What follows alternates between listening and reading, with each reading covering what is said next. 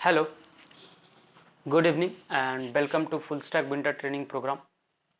Today is our first day and we are going to start our journey with HTML, and I have also shared you each and everything in the Google Classroom, so you can go through all the details, like the syllabus has been shared to you, as well as like the weekly plan what we are going to cover on which day, that has been shared in the Google Classroom. You can open the Google Classroom and find all these details. There I have also shared you two ebooks which you can take a reference for like detailed knowledge. You can go through the ebooks just after the class and make a revision so that you have a better understanding and you can develop a better website using HTML. Now let's start our journey. So today is the first day and we are going to cover like HTML5. So HTML5 we are going to complete in next 5 days. So today we are going to cover up 9 topics. There are 41 topics which we are going to learn in full HTML syllabus. So these are the topics we are going to cover in like today's session. The first thing is getting started with HTML. Then second one is doc types. Third is heading. Then paragraphs, text formatting, anchors and hyperlinks. Then lists. Then tables, and at last comments. So this is the basic agenda for today. We are going to start with the like getting started with HTML. So everyone please open like Sublime Text, and we are going to use Sublime Text for like next 5 days or next 20 days until or unless our like JavaScript scenario is finished. After that we will be switching to like VS Code, and then we will be working on VS Code. For now we are going to use Sublime Text. I have also like given you the link of Sublime Text in the like Google Classroom. You can go through the link and download and install in your system. Now the basic thing is like getting starting with HTML. तो सबसे पहले समझते हैं कि like HTML होता क्या है और हम क्यों पढ़ें. ठीक है, HTML से क्या कर सकते हैं, इसके पावर्स क्या हैं. तो सबसे पहला चीज़ ये है कि HTML का जो फुल फॉर्म है वो है हाइपर टेक्स्ट मार्कअप लैंग्वेज. इसका जो नेम है हाइपर टेक्स्ट मार्कअप लैंग्वेज इसलिए रखा गया क्योंकि जैसे आप जनरल लाइफ में किसी भी चीज़ को आप हाइपर कंडीशन में कब बोलते हो, जब वो एक्साइटेड होता है, जब आप उसको कुछ भी लाइक टच करोगे या कोई भी उस पर एक्शन होगा देन वो रिएक्ट करता है चीज़ों पे. ठीक है, जैसे कोई इंसान गुस्सा है तो उसको बोलते हैं हाइपर मोड में अभी, और उसको अगर आप उंगली करने जाओगे टच करोगे देन वो क्या करेगा, आपको हिट बैक करेगा. ठीक है, या आप पे गुस्सा करेगा, तो वो रेस्पॉन्ड कर रहा है. राइट, इन सिमिलर में आप मैनर आप वेबसाइट पे जाते हो कोई भी चीज़ें करते हो तो वहाँ से आपको रेस्पॉन्स मिलते हैं. तो इसी कारण इसका नाम रखा गया था हाइपर टेक्स्ट मार्कअप लैंग्वेज. ठीक है, अब चीज़ ये है कि ये यूज क्यों होता है. तो इसका यूज सिर्फ और सिर्फ वेब पेज डिजाइन करने के लिए किया जाता है, और ये कोई प्रोग्रामिंग लैंग्वेज नहीं है. इसको आप प्रोग्रामिंग लैंग्वेज नहीं बोल सकते, आप इसको लाइक स्टैंडर्ड मार्कअप लैंग्वेज बोल सकते हो जो वेबसाइट बनाने के लिए यूज होता है. ठीक है, HTML से हम बेसिकली स्ट्रक्चर बनाते हैं किसी भी वेबसाइट का. जैसे कोई भी बिल्डिंग बनता है या फिर बोलो कोई भी चीज़ें आप स्टार्ट करने जाते हो तो उसका एक बेस स्ट्रक्चर होता है. राइट, जैसे ह्यूमन बॉडी है तो ह्यूमन बॉडी का स्केलेटन या फिर कोई एनिमल का स्केलेटन उसका बेस स्ट्रक्चर है, उसी के ऊपर सारा कुछ बनाया गया है. ठीक है, तो जैसे बिल्डिंग में पिलर्स होते हैं और पिलर्स के ऊपर ही सारा कुछ बनता है और उसके बाद अट्रैक्टिव सा बिल्डिंग बन करके रेडी होता है. तो HTML भी एक तरीके से स्ट्रक्चर बनाता है वेबसाइट का. कैसा दिखेगा वेबसाइट ये डिपेंड करेगा CSS पे और भी अदर चीज़ें जो आप इंप्लीमेंट करोगे. ठीक है, तो HTML से सिर्फ और सिर्फ आप स्ट्रक्चर बनाओगे वेबसाइट का, ना कि पूरा का पूरा वेबसाइट आप उससे बना सकते हो. उससे सिर्फ और सिर्फ स्ट्रक्चर बनाओगे, उसके बाद बाकी सारी चीज़ें अदर रिसोर्सेज के हेल्प से आप वहाँ पे बनाओगे. ठीक है, HTML में जो है जो भी कंटेंट अवेलेबल होते हैं वो पीसेज में अवेलेबल होते हैं, टुकड़ा में. ठीक है ना, और बहुत सारे टुकड़े एलिमेंट्स या टैग्स बोलते हैं और उसके अंदर वो हम पास करते हैं और बहुत सारी चीज़ें अरेंज होती है. जैसे आप पजल सॉल्व करते होगे बचपन में, तो पजल्स में क्या होते थे, बहुत सारे टुकड़े होते हैं और आप उसको असेंबल करके लाइक डिजाइन बनाते थे. राइट, जो पजल सॉल्व हो जाता था तो एक पर्टिकुलर डिजाइन बन करके आता था. इन सिमिलर मैनर वेबसाइट आपको बनाने तो बहुत सारे कंपोनेंट्स आपको चाहिए होंगे, बहुत सारी चीज़ें आपके प्लान्स में होंगे जो आपको डिस्प्ले करने वेबसाइट पे. तो वो आप पीसेज में क्रिएट करोगे, लाइक टुकड़े में क्रिएट करोगे और उसको असेंबल करते जाओगे किस पोजीशन पे आप क्या रखना चाहते हो उस तरीके से. एक सेंस में आप ये भी ले सकते हो कि ड्राइंग टाइप का आपको एक मिल जाएगा और उस पर आप ड्रॉ करते जाओगे कि क्या चीज़ कहाँ आपको प्लेस करने हैं. या फिर जैसे आप रूम को सजाते हो अपना, कौन सा टेबल कहाँ पे रहेगा, आपका बेड कहाँ पे रहेगा, आपका स्टडी टेबल कहाँ रहेगा, ठीक है, आपकी चेयर कहाँ रहेगी, और भी बहुत सारी चीज़ें होती है वो कहाँ रहेंगी। इस तरीके से जैसे आप अरेंज करते हो उसी मैनर में वेबसाइट पे बहुत सारे कंटेंट है जो आप डिस्प्ले करते हो।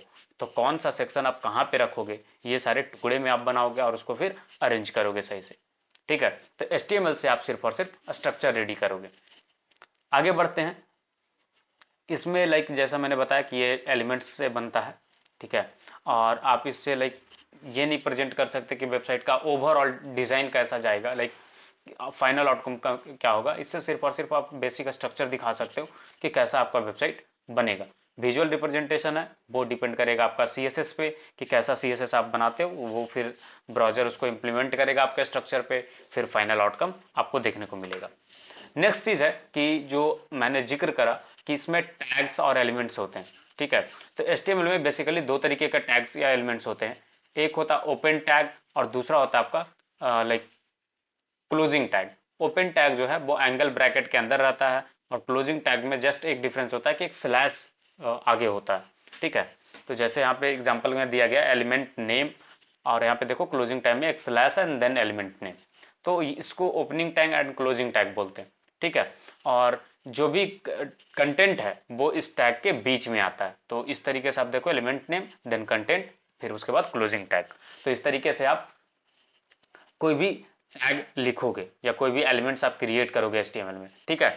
अब HTML में क्या है कि बहुत सारे ऐसे टैग हैं जिसका कोई क्लोजिंग टैग नहीं है, जस्ट वो ओपनिंग टैग के साथ स्टार्ट होता है और वो वैसे ही रहता है। उसको वॉइड एलिमेंट्स या फिर ओपन टैग भी बोलते हैं हम लोग, ठीक है। और वॉइड एलिमेंट्स में जैसे IMG हो जाता है जो इमेज के लिए यूज करते हैं, मेटा जो लाइक मेटा इन्फॉर्मेशन के लिए यूज करते हैं, लिंक जो हम बेसिकली यूज करते हैं कनेक्ट करने के लिए कास्केडिंग स्टाइल शीट्स, ठीक है। तो उसके लिए हो गया इनपुट, जो भी आप फॉर्म इनपुट्स देखते हो वेबसाइट्स पे उसके लिए ये यूज होता है। तो ये सारी चीजें आपकी हैं, ठीक है।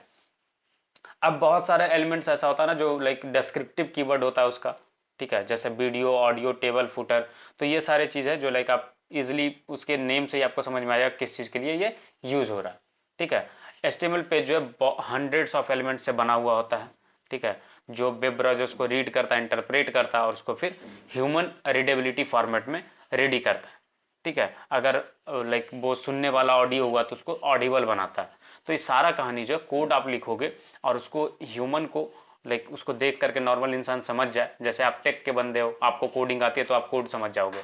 अब किसी ने पूरा वेबसाइट पे पूरा आपको सोर्स कोड दिखा दिया और सोर्स कोड से बोलेगा कि ये वेबसाइट है आपका, तो लाइक हर कोई यूज नहीं कर पाएगा ना, पहले उसे वेब डेवलपमेंट सीखना पड़ेगा तब जाके वो वेबसाइट यूज कर पाएगा, राइट। तो वो उसके समझ में आ जाए इसलिए जो है ब्राउजर आपका वो उसको इंटरप्रेट करेगा और इस तरीके से दिखाएगा जिससे आपका चीज़ें लाइक ह्यूमन नॉर्मल ह्यूमन के समझ में आ जाए। अब कहानी ये है कि एक सिंपल सा लाइक HTML वेबसाइट हम लोग रेडी करते हैं, एक वेब पेज रेडी करेंगे। और जैसा आपने अदर प्रोग्रामिंग लैंग्वेज में स्टार्ट करा था विथ हेलो वर्ल्ड, तो हम भी यहाँ पे हेलो वर्ल्ड से स्टार्ट करेंगे। तो आपको क्या करना है, जस्ट सबलाइम टेक्स्ट आपको ओपन करने हैं, ठीक है, जो आपने इंस्टॉल करा है। और आपको लाइक एक फोल्डर बनाने हैं, जैसे ओपन फोल्डर करके मैं एक फोल्डर बना रहा हूँ यहाँ पे, लाइक day01 करके आपको एक फोल्डर बनाने हैं, ठीक है ना। तो day1 करके मैं एक फोल्डर बना दे रहा हूँ and then we will be keeping all the files जो भी आज हम डेवलप करेंगे ना या डिजाइन करेंगे, जो भी बोलो आप, जो भी कोड्स हम लिखेंगे वो आज हम इसी फोल्डर के अंदर रखेंगे, ठीक है। अब इसमें न्यू फाइल बनाते हैं। न्यू फाइल बनाने के लिए क्या करना होगा, right click and then new file. New file आपको बनाना, उसको सेव करने के लिए Ctrl+S प्रेस कीजिएगा, आपको ऑप्शन आ जाएगा। फिर इसका नेम जो रखना है वो रखना है index.html, ठीक है। अब ये याद रखिएगा कि हमेशा HTML में दो ही फाइल एक्सटेंशन यूज होते हैं, एक होता है .htm, दूसरा है .html, but I would say कि आप प्रीफर करना .html लिखने का, ठीक है। ये मोस्टली ब्राउजर इसको रीड कर जाते हैं, ठीक है ना। तो आपको .html रखना और ये हमारा पेज रेडी हो गया। अब यहाँ पे हम कोडिंग कर सकते हैं। तो अब जो आप सबलाइम टेक्स्ट पे हो ना, तो आपको बॉयलर प्लेट ना ऑटोमेटिकली मिल जाएगा। जैसे ही एंगल ब्रैकेट HTML टाइप करोगे तो आपको इस तरीके से ऑप्शन आ जाएगा। जस्ट आप इस पर लाइक इंटर प्रेस कर दोगे ना तो आपको ये सारे कोड जनरेट हो जाएंगे, ठीक है। अब ये कोड का क्या मतलब है, ये सारा चीज मैं आपको समझाता हूँ। उसके पहले ये हटा दीजिएगा, इस चीज को लाइक मेटा इन्फॉर्मेशन के बारे में जब समझाएंगे तो आपको अच्छे से समझाएंगे, ठीक है। इसके बाद आपको कुछ नहीं, एक H1 टैग क्रिएट करना है जिसमें आपको लिखना है हेलो वर्ल्ड, ठीक है। और जैसा मैंने बताया कि ये क्लोजिंग टैग के साथ आएगा तो ये H1 को क्लोज कर देंगे। फिर एक पैराग्राफ लिख रहे हैं, this is a sample website या सिंपल वेबसाइट, ठीक है, या वेब पेज लिख लेते हैं, वेबसाइट तो है नहीं, पूरा पेजेस जब कंसिस्ट हो जाता तो उसको वेबसाइट बोलते हैं, ठीक है। तो ये इस तरीके से हमने पैराग्राफ भी लिख लिया। अब इसको रन करके देखना ब्राउजर में आउटपुट तो कैसे देखेंगे, तो जस्ट राइट क्लिक करना है and then open in browser. ये देखिए ब्राउजर में ओपन हो गया और आपको यहाँ पे hello world this is a sample web page output में आ गया। मैं इसको जूम आउट कर दे रहा हूँ सो दैट कि आपको विजिबल हो क्लियर, ठीक है। आई होप ये विजिबल होगा।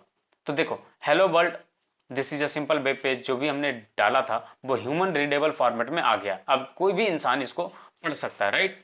बट अगर ये इस फॉर्मेट में नहीं होता तो डू यू थिंक कि लाइक किसी को समझ में आता है ये चीज़? मैं आपको अगर ये दिखाऊं और ये कोड रहता है, जैसे इसका सोर्स कोड आप देखने जाओगे तो इस तरीके का कोड रहेगा। अगर इस चीज़ के बजाय ये चीज़ अगर वेबसाइट पे आता तो ह्यूमन हर कोई पढ़ पाता क्या? नहीं ना। तो ये चीज़ आप कर सकते, ठीक है। तो ये चीज़ ह्यूमन रीडेबल फॉर्मेट में आ गया और ब्राउज़र जो है वो इस कोड को पढ़ा और उसको रन करके वैसा आउटपुट ले करके आया। अब समझते हैं कि इसमें जो भी टैग्स यूज हुआ है इसका क्या मतलब है, समझ रहे हो? तो वो टैग्स मैं आपको एक्सप्लेन करता हूं कि एक एक करके कि लाइक किस टैग का क्या मतलब है, ठीक है। चलिए, सो पहला चीज था जो आपने सबसे ऊपर देखा होगा, डॉक टाइप HTML। ये क्यों यूज करते हैं? तो इसका बेसिक सा यूज इसलिए है कि ब्राउजर को ये बताता है ये कि ये HTML5 डॉक्यूमेंट है, ठीक है। ये डॉक्यूमेंट टाइप बताता है कि जो डॉक्यूमेंट्स आपके पास आया है एग्जीक्यूशन के लिए वो डॉक्यूमेंट का टाइप क्या है। इससे ये पता चला कि ये HTML5 है और ये चीज़ें ना HTML 5th वर्जन के बाद से स्टार्ट हुआ है। HTML5 के पहले ये चीज़ें यूज नहीं होती थी। तो ये बताता है कि जो भी आपके पास स्क्रिप्ट आया या फिर जो भी आपके पास पेज आया ये HTML 5th वर्जन का है। तो आप जो भी चीज़ें लगाओगे जिसके हेल्प से लाइक ब्राउजर इसको रन करता होगा, रीड करता होगा, तो आप वो सारे टूल किट लगाओ जो 5th वर्जन से ऊपर वाले के लिए लगते हो, ठीक है। जैसे हर इंजन का लाइक अलग अलग, हर कार का अलग अलग होता है ना उनका लाइक स्पेशल टूल्स जिससे वो ओपन होते हैं, ठीक है। बहुत सारे मशीनरी का अपना अपना टूल होता है। तो उसी मैनर में ऐसा तो नहीं कि लाइक जो 4th ग्रेड का वर्जन है उसमें आप लाइक 5th वर्जन वाला टूल यूज कर रहे हो, में भी चेंज हो गया हो तो यूज नहीं आएगा ना। तो इस तरीके से ये समझ में आ जाता है और इससे आसान हो जाता है ब्राउजर के लिए चीज़ों को समझना और फिर उसको इंटरप्रेट करके फास्ट में फिर लोड करना। तो इससे क्या होगा, स्पीड बढ़ेगा आपका लोडिंग वाला चीज़, ठीक है। फिर आया था नेक्स्ट आपका HTML। तो जैसे आप अदर प्रोग्रामिंग लैंग्वेज में क्या होता है, कोई भी चीज़ स्टार्ट होता है जिसके अंदर एक मेन फंक्शन होता है जैसे सी में, और मेन फंक्शन के अंदर जो कुछ भी आप लिखते हो उसको वो एग्जीक्यूट करता है, राइट। उसी तरीके से आपका ब्राउजर जो है वो HTML टैग के अंदर जो कुछ भी रहेगा ना सिर्फ और सिर्फ उसी को रीड करके वो वेब पेज पे दिखाएगा। हाँ, आप HTML टैग के बाहर रखोगे वो चीज़ें भी आ जाएंगी आउटपुट में, बट प्रॉब्लम ये होगा ना कि जब आपका सर्च इंजन ऑप्टिमाइजेशन की बात आएगी, लाइक जब गूगल पे आप लाइव कर दोगे वेबसाइट को या सर्वर पे, किसी सर्वर पे लाइव कर दिए मतलब इंटरनेट पे लाइव आ गया वेबसाइट, तो कोई भी सर्च इंजन आपके इस तरीके के कोडिंग स्टैंडर्ड को ना अच्छा नहीं मानेगा, ठीक है। और वो आपको गंदा सा रेटिंग देगा और आपका वेब पेज जो है 5th या 7th पेज पे लैंड करते रहेगा। तो क्या फायदा इंटरनेट पे डालने का, जब आप फर्स्ट पेज पे नहीं आ रहे हो तो कोई मीनिंग नहीं बनता है, क्योंकि कोई भी यूजर फर्स्ट पेज से सेकंड पेज तक नहीं जाता। आपका अगर उससे भी नीचे लाइक करेगा तो आपके वेब पेज के यूज क्या है, तो आपने क्यों इंटरनेट पर लाइव करा, क्यों खर्च बढ़ा रहे हो फालतू का, ठीक है। तो आपको इस तरीके से कोडिंग करना है कि आपके कोड यूजफुल हो, ठीक है। किसी भी इंडस्ट्री में आप इंटर करो तो आप ऐसे कोड लिखो जो आपके कोड्स को लाइक अच्छे रेटिंग्स मिले, आपका कोड अच्छे से रेंडर हो, वेबसाइट लाइक अच्छा बने। तो ये सारी चीज़ें भी आपको सीखनी होंगी। ये आपकी रिस्पॉन्सिबिलिटी है कि आप ऐसे वेबसाइट बनाओ जो सिर्फ दिखने में अच्छा ना हो, साथ ही साथ वो हर एंगल से परफॉर्मेंस में बेटर हो, ठीक है। तो इसलिए ये सारे बेसिक समझना इंपॉर्टेंट है। और HTML टैग को रूट एलिमेंट भी बोला जाता है HTML पेज का, ठीक है। और यहीं से इसके अंदर जो कुछ भी रहेगा वो सारे चीज वेबसाइट के अंदर कंसिडर किए जाएंगे। अब इसमें ना दो कंपोनेंट्स होते हैं, ठीक है। अगर मैं आपको कोड में दिखाऊं और अगर आप हेड को कोलैप्स कर दो और बॉडी को कोलैप्स कर दो तो देखो ऐसा नहीं लग रहा आपको कि HTML टैग के अंदर दो ही टैग है, एक हेड टैग और दूसरा बॉडी टैग, और यही दो टैग एक्चुअली में एग्जिस्ट करता है HTML के अंदर, ठीक है। और इसी के अंदर सारा खेल होता है, ठीक है। जो कुछ भी आप डिजाइन करोगे सब कुछ यहीं पे होगा। अब हेड टैग जो है वो आपका रखता है सारा का सारा Meta information. Meta information means page के बारे में, ठीक है, जो सर्च इंजन को बताता है कि इस पेज पे क्या डॉक्यूमेंट है, कैसे है, या फिर कोई आप CSS अटैच कर रहे हो तो कहाँ अटैच करोगे, तो वो चीज़ें आप हेड टैग में करोगे, बट आपका जावास्क्रिप्ट जो है वो बॉडी टैग में अटैच होगा। ठीक है, तो पेज का मेटा इन्फॉर्मेशन हेड टैग के अंदर रहेगा और बॉडी के अंदर आपका सारा कंटेंट रहेगा जो वेबसाइट पे दिखेगा। ठीक है, अब कहानी आती है हेड में क्या क्या रहता है। तो हेड में पहला चीज मेटा इन्फॉर्मेशन रहेगा जो मेटा टैग करके है। ठीक है, ये बता रहा कौन सा कैरेक्टर सेट हम कोडिंग में यूज कर रहे हैं। ठीक है, तो UTF-8 बाई डिफॉल्ट होता है विंडोज का, तो हम UTF-8 इनकोडिंग यूज कर रहे हैं। अब आती बारी टाइटल का। तो टाइटल का क्या काम है, तो टाइटल का काम क्या है, जब भी आप कोई ब्राउजर वेब पेज खोलते होगे ना, जैसे आपको HSR सॉल्यूशंस खोल करके दिखाऊं, तो आपको इस जगह पे एक चीज टेक्स्ट दिखता होगा, लोगो वगैरह दिखता होगा, राइट। बहुत सारे वेबसाइट पे किसी का भी वेबसाइट ओपन कर लो, जैसे मैं एनाकोंडा का ओपन करके दिखाता हूं आपको। ठीक है, तो यहाँ पे देखो इनका टेक्स्ट और इनका लोगो आ जाएगा, देखो लोगो आ गया और ये टेक्स्ट है। ये आया कैसे, राइट। तो ये जो चीज है, जो टेक्स्ट है ना, वो टाइटल टैग से आता है और ये बेसिकली पेज का टाइटल बताता है। जैसे कोई भी बुक का या कोई भी चैप्टर का एक टाइटल होता है, कोई भी आर्टिकल का एक टाइटल होता है, उसी तरीके से आपका हर एक वेब पेज का टाइटल होगा। ठीक है, एक मकसद तो होगा ना आपका वेब पेज बनाने का, तो उस वेब पेज का मेन टाइटल क्या है वो आप यहाँ पे रखोगे। जैसे हम सीख रहे हैं फुल स्टैक डेवलपमेंट, तो हम टाइटल रख रहे हैं फुल स्टैक डेवलपमेंट। ठीक है, आप इसको सेव करो Ctrl+S से एंड देन रिफ्रेश करना होगा। उसके रिफ्रेश करने के पहले आप नोटिस करना कि यहाँ पे आपका index.html दिखा रहा है, राइट, डायरेक्टली फाइल नेम बता रहा है आपका। बट जैसे टाइटल टैग में टाइटल डाल दोगे ना, तो आपका ये रिप्लेस हो जाएगा और अब देखो ये फुल स्टैक डेवलपमेंट करके शो कर, राइट। आप इसका सोर्स कोड भी रिफ्रेश कर दो तो ये इस तरीके से आ गया। ठीक है, टाइटल में देखो फुल स्टैक डेवलपमेंट करके कोड आ गया यहाँ पे, राइट, और यहाँ पे फुल स्टैक डेवलपमेंट दिख रहा है। तो टाइटल जो है वो वेब पेज का टाइटल बताता है। ठीक है, और ये जो है ब्राउजर का टाइटल बार, जो इसको पेज का टैब भी बोलते हैं, उसमें ये डिस्प्ले होता है।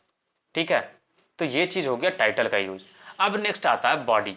बॉडी के अंदर जैसे मैंने बताया कि सारा कंटेंट जो है वो बॉडी टैग के अंदर होगा। तो जैसे हमें दो चीजें दिखानी थी, एक हेडिंग दिखाना था और दूसरा पैराग्राफ, वो दोनों कहाँ है, बॉडी टैग के अंदर है। H1 का काम जो है वो हेडिंग दिखाने के लिए, कोई भी आप आर्टिकल देखते होगे, आप बुक पढ़ते होगे नॉर्मली, उसमें आपको हेडिंग्स दिखते होंगे, पैराग्राफ्स दिखते होंगे। ठीक है, लाइन ब्रेक्स दिखता होगा, बहुत सारे अलग अलग चीजें दिखती होंगी। तो वेबसाइट पे भी अगर आप देखोगे, बहुत सारे ऐसे वेबसाइट है जो इन्फॉर्मेशन वेबसाइट है, जहाँ पे ब्लॉगिंग वेबसाइट कंसिडर कर लो, न्यूज वेबसाइट कंसिडर कर लो, वहाँ पे क्या होता है मोस्टली टेक्स्ट वाली चीजें रोल में आती हैं। तो टेक्स्ट वाले पार्ट पे आपको ये सारी चीजें की नीड पड़ेगी। H1 से आप हेडिंग यूज करोगे, और हेडिंग जो है इसका डिटेल में बताएंगे आपको कि 6 तरीके का हेडिंग HTML अलाउ करता है और कैसे काम करता है।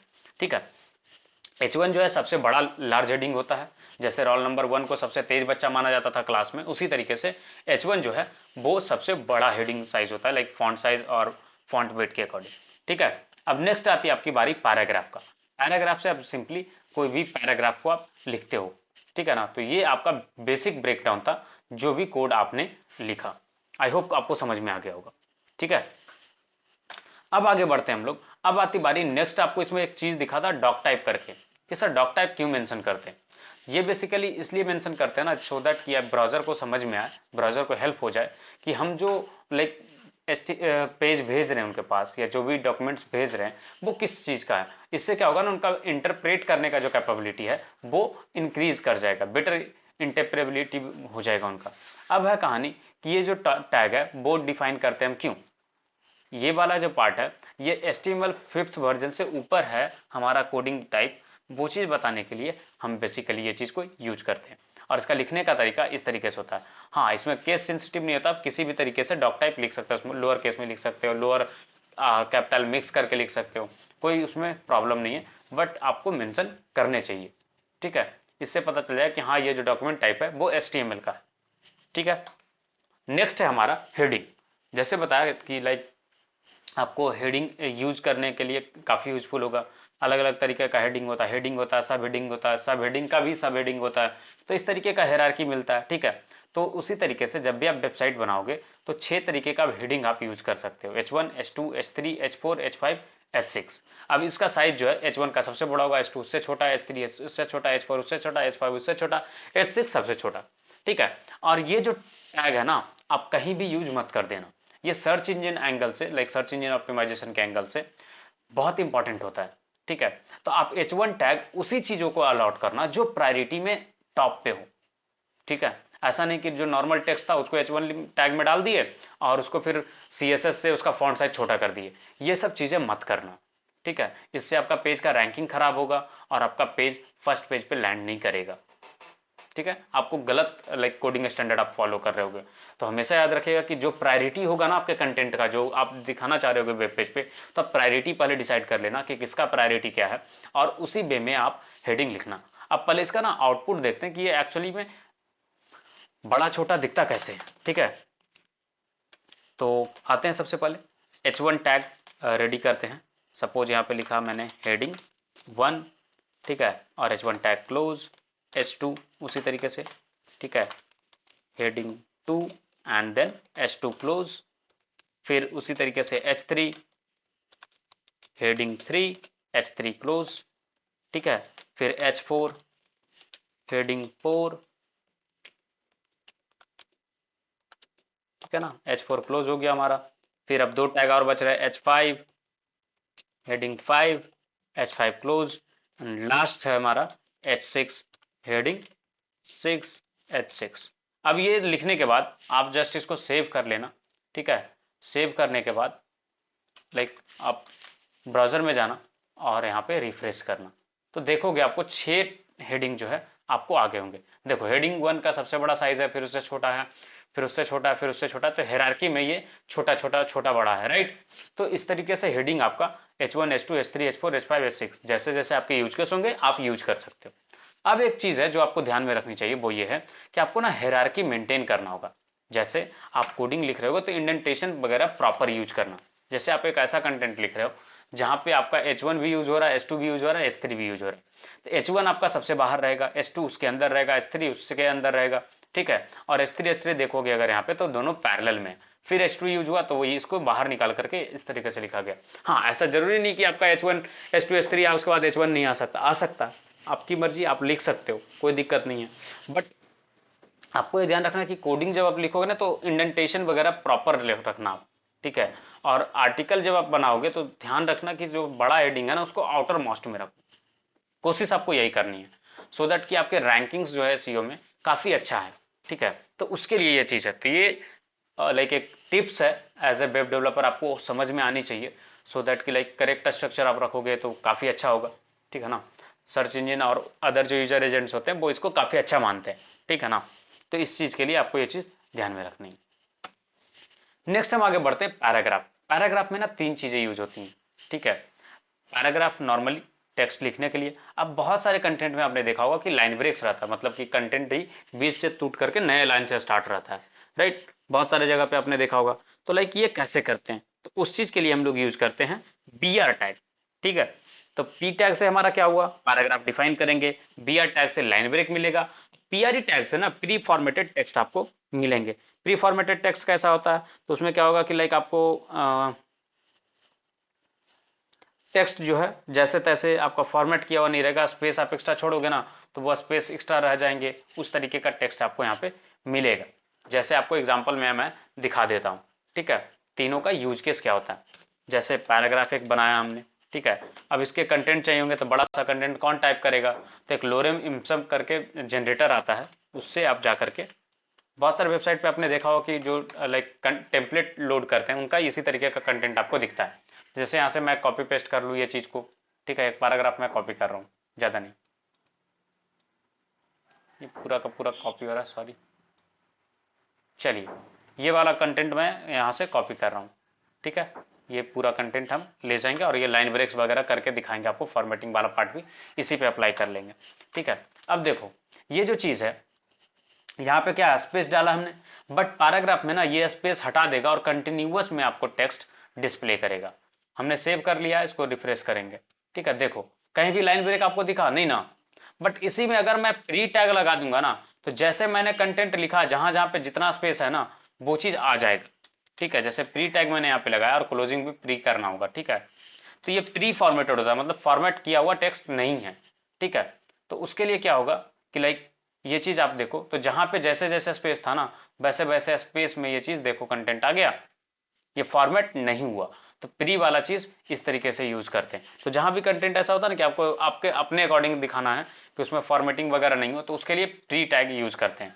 डिफरेंस समझ में आ गया होगा। ये पी टैग से आपका फॉर्मेटेड जो है एक्स्ट्रा स्पेस जो भी रहता है वो सब हटा दिया जाता है, ब्राउजर हटा देता है एक्स्ट्रा वाइट स्पेस को और कंटिन्यूअस टेक्स्ट आपको दिखा देता है। ठीक है, अब जो मैंने बताया था लाइन ब्रेक वाली बात कि बीआर से लाइन ब्रेक मिलता है, जैसे 1.10.3.32 के बाद आपको लाइन ब्रेक चाहिए यहाँ पे, तो यहाँ पे आपको जस्ट बीआर टैग डालने होंगे। इससे क्या होगा, आपको जो कंटेंट है नेक्स्ट वो आपका नेक्स्ट लाइन में आ जाएगा। ठीक है, इसके बाद जो आपका कंटेंट है वो नेक्स्ट लाइन में आ जाएगा। ठीक है, चलिए रिफ्रेश करते हैं और देखते हैं। देखिए इसके बाद जो है सेक्शन 1.10.3.2 के बाद द स्टैंडर्ड चंक वाला जो पार्ट था वो हम नया लाइन में रखना चाह रहे थे, देखिए आ गया। अब इसके बीच में एक वाइट लाइन है, लाइक एक इम्प्टी लाइन है, अगर वो आपको चाहिए तो जस्ट आप इसको अलग पैराग्राफ में रखोगे तो भी वो काम हो जाएगा। ठीक है, अगर आपकी मर्जी की नहीं एक ही साथ पैराग्राफ में रखूंगा मैं, जस्ट इसमें मुझे लाइन ब्रेक चाहिए तो आप बी आर टैग डाल दो, अब क्या होगा एक एक्स्ट्रा व्हाइट लाइन यहाँ पे ऐड हो जाएगा। ठीक है, तो आप इस तरीके से कंटेंट फॉर्मेटिंग इसमें पैराग्राफ का ये तीनों फीचर यूज कर सकते हैं। तो पी से पैराग्राफ का कंटेंट डिस्प्ले करने के लिए यूज होता है, प्री से प्री फॉर्मेटेड टेक्स्ट डिस्प्ले करने के लिए होता है और बी आर से लाइन ब्रेक होता है। ठीक है, ये चीज याद रखिएगा। चलिए ये चीज हमारा खत्म हुआ, अब हम लोग आगे नेक्स्ट टॉपिक पर बढ़ते हैं और वो है हमारा टेक्स्ट फॉर्मेटिंग का टॉपिक। ठीक है, कि टेक्स्ट तो आ गया, अब टेक्स्ट को फॉर्मेट कैसे करेंगे। तो टेक्स्ट फॉर्मेट करने के लिए आपको ये 10 फीचर्स मिलते हैं। ठीक है, पहला है हाईलाइटिंग, लाइक कहीं पे कंटेंट आपको हाईलाइट करने हो तो कैसे करेंगे। दूसरा है बोल्ड, तीसरा इटैलिक, चौथा अंडरलाइन करने के लिए एब्रीविएशन। एब्रीविएशन में क्या होता है ना कि लाइक कोई शॉर्ट फॉर्म है उसका आपको लाइक फुल फॉर्म दिखाना है, जब आप हॉवर करोगे ना तो जो भी रहेगा वो आपको दिखेगा। फिर इंसर्टेड, इंसर्टेड टेक्स्ट जो है वो लाइक एक्चुअली अंडरलाइन हो जाएगा, जिससे पता चलेगा कहाँ ये इंसर्ट हुआ। डिलीटेड में टेक्स्ट आपका स्ट्राइक थ्रू हो जाएगा। स्ट्राइकन में भी सेम होता है। सुपरस्क्रिप्ट, जैसे आप कोई भी मैथमेटिकल फॉर्मूला लिख रहे हो, X square plus Y square is equal to something, और कोई भी मैथमेटिकल एक्सप्रेशन जहाँ पे पावर वाला टर्म आएगा तो उसके लिए सुपरस्क्रिप्ट आप यूज कर सकते हो, जिससे जो वैल्यू जो है वो जो पावर में रहता है वो आप यूज कर सकते हो इसके हेल्प से। सबस्क्रिप्ट आपका यूज होता है केमिकल फार्मूला, जिसमें वही नंबर नीचे डिस्प्ले करने पड़ते हैं उसके लिए। तो एक एक करके 10 को हम यूज करते हैं और आपको दिखाते हैं।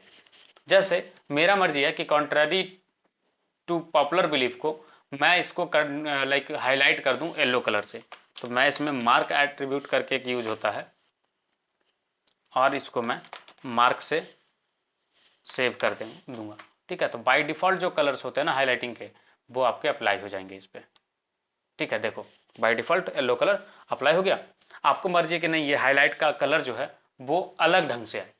ठीक है, दूसरा कलर आए तो आप कैसे यूज करोगे वो आपको दिखाता हूं। आपको जस्ट उसमें ना एक वैल्यू पास करने होंगे कि लाइक आपको किस तरीके का कलर रखना और उसके बेसिस पे वो कलर चेंज हो जाएगा। ठीक है, तो जैसे आपको दिखाता हूँ बैकग्राउंड कलर और ये कलर, ये दो चीज यूज होता है। ठीक है, तो आप इसमें स्टाइल एट्रीब्यूट के थ्रू पास कर सकते हो। ठीक है ना, तो ये चीज आप इजिली कर सकते हो। ठीक है, तो जब CSS पढ़ेंगे तब हम ये चीजें करेंगे। अगर यहाँ तक में कुछ डाउट वगैरह होगा तो आप पूछ सकते हो, वैसे लाइक होना नहीं चाहिए।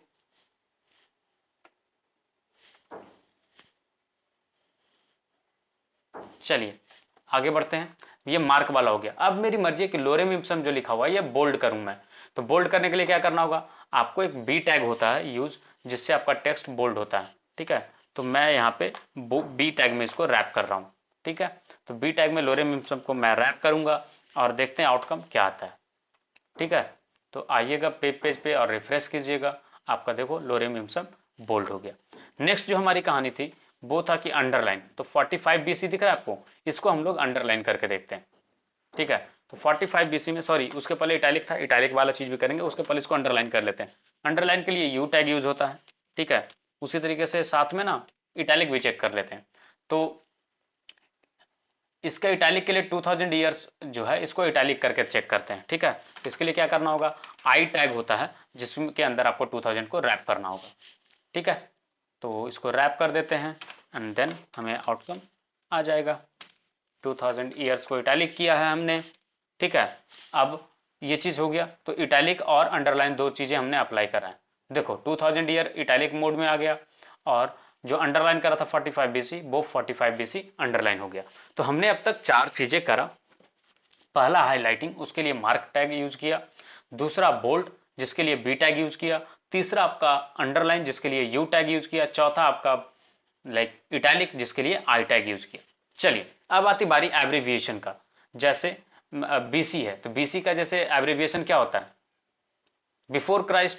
तो मुझे अगर इसका एब्रिविएशन दिखाना है, ठीक है, कि इसका फुल फॉर्म, जैसे ही कोई इस पर हॉवर करे तो इसका फुल फॉर्म आ जाए, ठीक है, इसको मैंने एब्रिविएशन टैग के अंदर रैप करा, ठीक है। अब इसमें टाइटल करके एक वैल्यू पास होता है, जिससे जो चीज आप लिखोगे ना वो आपका इसके हॉवर करने पे वो कंटेंट दिखेगा। तो जैसे यहाँ पे टाइटल मैंने डाल दिया बिफोर क्राइस्ट, अब मैं इसको रिफ्रेश किया, अब बीसी पे जाएगा ना कोई भी, तो अगर आप नोटिस करो तो यहाँ पे डॉट डॉट डॉट डॉट करके चीजें आई हैं, आपको यहाँ पे दिख नहीं रहा होगा क्लियरली। अगर मैं अंडरलाइन हटा दूंगा तो बीसी के अंदर जो है वो आपका डॉट डॉट डॉट डॉट करके लाइन आ जाता है, जिससे ये पता चलता है कि यहाँ पे एब्रिविएशन है, ठीक है। आप रिफ्रेश करो, देखो ABBR के जगह पे ये चीज आ गया। और बिफोर क्राइस्ट वाला जो पार्ट है, और लाइक इसके हॉवर करने पे आता है कुछ कुछ ब्राउजर में ना ये लाइक डेप्रिसिएट हो जाता, मतलब दिखता नहीं है, ठीक है। तो इसके लिए लाइक आप यूज करोगे तो आपका जो भी चीजें हैं वो आपको आ जाती हैं, ठीक है।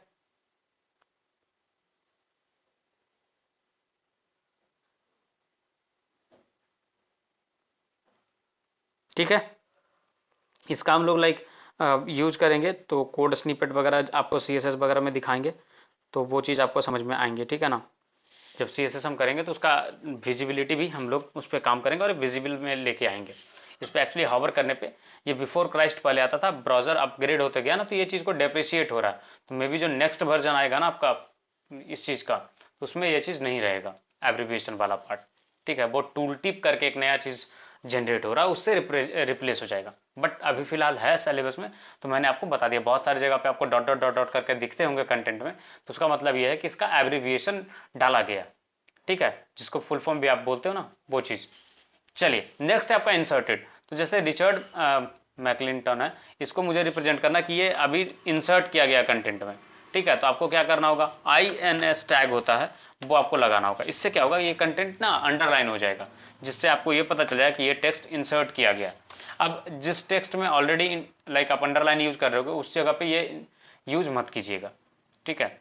क्यों, उसका रीजन मैं बता रहा हूँ। जैसे क्योंकि आपने अगर सपोज ये यूज करा, ठीक है, और आप आई टैग भी यूज करोगे, दोनों का सेम आउटपुट आता है। जैसे हैम्पटन सिडनी कॉलेज है ना, तो मैं इसको अंडरलाइन कर रहा हूँ, इसका भी आउटपुट आपको सेम आएगा, ठीक है। देखो दोनों में कोई डिफरेंस, विजुअल डिफरेंस नहीं है, ठीक है। बात ये है, सॉरी मैं आई टैग लगा दिया, लगाना मुझे यू टैग चाहिए था। यू टैग से आपका अंडरलाइन होगा, आई से इटैलिक होगा, ठीक है। तो हैम्पटन वाला जो टेक्स्ट था उसमें देखो तो ये चीज इस तरीके से आ गया, राइट। सेम मैनर में आपका इसमें हो गया, तो दोनों सिमिलर दिखता है, ठीक है। तो इंसर्टेड वाला चीज भी आपका इस तरीके से दिखता है। अब नेक्स्ट है आपका डिलीटेड। डिलीटेड में क्या होगा कि टेक्स्ट के ऊपर आपका स्ट्राइक चला जाएगा, जैसा लैटिन वर्ड है, इसको मुझे डिलीटेड दिखाना है तो डिल डेल और टेल। जैसे आप नॉर्मली कॉपी पे लिखते तो क्या करते थे, कोई भी चीज आपसे गलती हो जाती थी तो पेन से अगर आपने लिखा होता तो इरेजर से तो आप इरेज कर लेते थे, पेन वाले में आप क्या करते थे, एक सिंगल लाइन क्रॉस कर देते थे, उसी तरीके से इस पर एक सिंगल लाइन क्रॉस हो जाएगा। और ये बेसिकली आपका ई-कॉमर्स वेबसाइट पे ज्यादा यूज होता है, प्रोडक्ट का प्राइस चेंज होता है ना, तो उसको रिप्रेजेंट करने के लिए। और इसी तरीके का एक और है चीज जिससे आप कर सकते हो, वो है स्ट्राइक इन, और इसका टैग जो होता है वो S होता है। तो आपको कभी भी ई कॉमर्स वेबसाइट बनाओगे और आपको प्राइस कट करके नया प्राइस मेंशन करना होगा, तो आप डेल या तो स्ट्राइक एंड टैग यूज कर सकते हो। देखो दोनों सिमिलर दिख रहा है, राइट। अब नेक्स्ट है वो है सुपर स्क्रिप्ट और सबस्क्रिप्ट। तो सुपर स्क्रिप्ट और सबस्क्रिप्ट जैसा पहले मैंने बताया था कि ये मैथमेटिकल फार्मूला और केमिकल फार्मूला में यूज होता है। जैसे मुझे अगर लिखने हैं X plus y A plus B का होल स्क्वायर, अगर मुझे लिखना ए प्लस बी का होल स्क्वायर, तो क्या कैसे लिखता है, जनरली आप सर्च में सर्च करते हो तो इस तरीके से लिखते हो, राइट। और इसका आउटपुट आता होगा a square plus b square plus 2ab। इस तरीके का आउटकम आपको दिखने को मिलता होगा सर्च इंजन पर रिजल्ट में। बट जब आप अच्छे से वेब डेवलपमेंट सीखे हो तो इस तरीके का क्यों लिखना, ठीक है। अब जिसको पता होगा, जब कोई फर्स्ट टाइम देख रहा हो उसको नहीं समझ में आएगा ना, इसके लिए आप यूज करते हो सकते हो सुपर स्क्रिप्ट, ठीक है। जो ऊपर जाएगा टेक्स्ट उसके लिए सुपर स्क्रिप्ट, जो नीचे जाएगा टेक्स्ट बॉटम में उसके लिए सब स्क्रिप्ट, याद रखिएगा। तो सुपर स्क्रिप्ट हम यूज कर रहे हैं। और देखिएगा जैसे आपका नॉर्मली बुक में लिखा हुआ होता है ना चीजें, उस तरीके का आपका ये बन करके आएगा। ठीक है, चलिए अब जो है हमने सुपरस्क्रिप्ट अप्लाई किया, अब रिफ्रेश करके देखते हैं तो आउटकम आपको देखने में काफी अच्छा लगेगा। ये काफी अच्छा लग रहा है ना, रीडेबल है, वो वाला चीज से तो बेहतर है ये। ठीक है, तो आप इस तरीके से मैथमेटिकल फॉर्मूला लिख सकते हो कंटेंट में आपका। अब आती बारी कि आपको ग्लूकोज का सपोज फार्मूला लिखना, केमिकल फार्मूला, तो पैराग्राफ आपने यूज करा तो उसका क्या होता है C6H12O6, राइट। आप इस तरीके से दिखाओगे तो रीडेबल नहीं है ना, लाइक अच्छा से पढ़ नहीं पाएगा, लोग कंफ्यूज हो सकता है मे बी कि क्या है ये। आपको 6 ये सी के बॉटम पे एच के बॉटम में 12 हो, ओ के बॉटम में 6 हो तो मजा आ जाए, राइट। तब ना अच्छा हुआ, डेवलपर आप अच्छा कैसे कहलाओगे, छोटी छोटी चीजें बारीकियां से आप बनाओगे तब ना, मेहनत लगता है चीजों में। तो सब स्क्रिप्ट यहाँ पे हम ऐड कर देंगे, राइट। तो इससे क्या होगा कि हमारा जो टेक्स्ट है वो बॉटम में चला जाएगा। चलिए देखते हैं आउटकम क्या आता है। सब स्क्रिप्ट 12 के को भी रैप कर देंगे उसमें, ठीक है ना। उसी तरीके से 6 को फिर रैप कर देंगे फाइनली, और इसके बाद सेव करेंगे और आउटपुट चेक करेंगे कि क्या आउटपुट हमारा आ रहा है। ठीक है, तो सेव करा हमने और रिफ्रेश करते हैं। रिफ्रेश करने पे आउटपुट चेक करते हैं, देखो C6H12O6। अब ये केमिकल फार्मूला जनरली जो बुक में आपने पढ़ा होगा वैसा दिख रहा है। तो लाइक ह्यूमन के लिए ज्यादा बेहतर क्या होगा, रीड करना ये दोनों पार्ट, राइट। अलग नोटेशन में आप लिखोगे तो पहले आपको हिंट मेंशन करना होगा, एक नोट मेंशन करना होगा कि इस पर्टिकुलर सिंबल का क्या मतलब है, आप ऐसा क्यों लिख रहे हो, वो चीज आपको बताना पड़ेगा। बट आप इस तरीके से रखोगे तो सबको इस तरीके से पढ़ता है, तो आपको वो चीज करने की नीड नहीं पड़ेगी। तो ये 10 थे आपके फॉर्मेटिंग वाला चीज जो टेक्स्ट फॉर्मेटिंग करते हैं हम। ठीक है, चलिए नेक्स्ट टॉपिक पे आगे बढ़ते हैं, और वो अगला टॉपिक जो हमारा होगा वो है लाइक एंकर एंड हाइपरलिंक्स। ये काफी इंपॉर्टेंट है, ठीक है। वेबसाइट बना रहे हो अगर आप और एंकर्स एंड हाइपरलिंक्स नहीं आता आपको अच्छे से, तो लाइक आप नहीं बना पाओगे अच्छे से।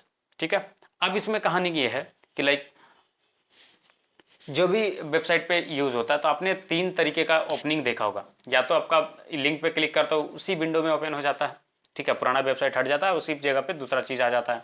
दूसरा आपने देखा होगा कि एक नया टैब ओपन होता है, उसमें खुलता है। तीसरा आपने देखा होगा कि जैसे मेनली ये पेमेंट गेटवे में यूज होता है कि आपका ब्राउजर खुला हुआ, उसके ऊपर एक और ब्राउजर खुल गया ऊपर में, और उसमें आपका नया वाला पेज ओपन होता है। तो ये 3 प्रॉपर्टी यूज होती हैं।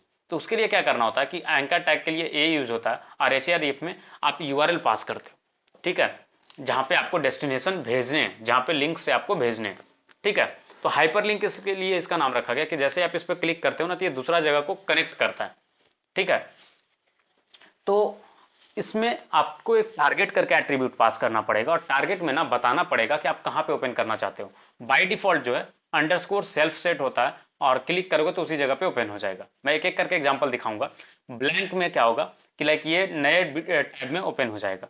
ठीक है, पेरेंट में क्या होगा कि डॉक्यूमेंट के पेरेंट फ्रेम में ओपन होगा। ठीक है, जो जहां पे ओपन है वहीं पे ओपन हो जाएगा। टॉप में ये फुल बॉडी एक नया विंडो खुलेगा और उस पर ओपन होगा। ठीक है, और जब तक ये सर्वर पे नहीं होता ना तो ये लाइक नॉर्मली लोकल हॉस्ट पे सही से काम नहीं करता है। ठीक है, तो आप दिल पे मत लीजिएगा इस चीज को। जब हम सर्वर पे लाइव करेंगे वेबसाइट तो इसका हम एक एक का एग्जांपल आपको दिखाएंगे। जैसे सपोज हम एक गूगल का लिंक बनाते हैं, ठीक है, और उसमें सारा चीज ट्राई करते हैं कि कैसे ये खुलता है। ठीक है ना, HREF में हमने डाला HTTPS, ठीक है, google.com। ये हो गया डेस्टिनेशन जहां पे हमें भेजना है। ठीक है, अब इसमें मैं कुछ भी नहीं पास कर रहा हूं टारगेट। अब देखो जैसा मैंने बताया बाय डिफॉल्ट सेल्फ होता तो क्या होगा, ये पेज हट जाएगा और यहीं पे जो लिंक हमने दिया ना वो चीज ओपन हो जाएगा। देखो ये पुराना वाला पेज मेरा हट गया ना और इसी जगह पे ओपन हो गया।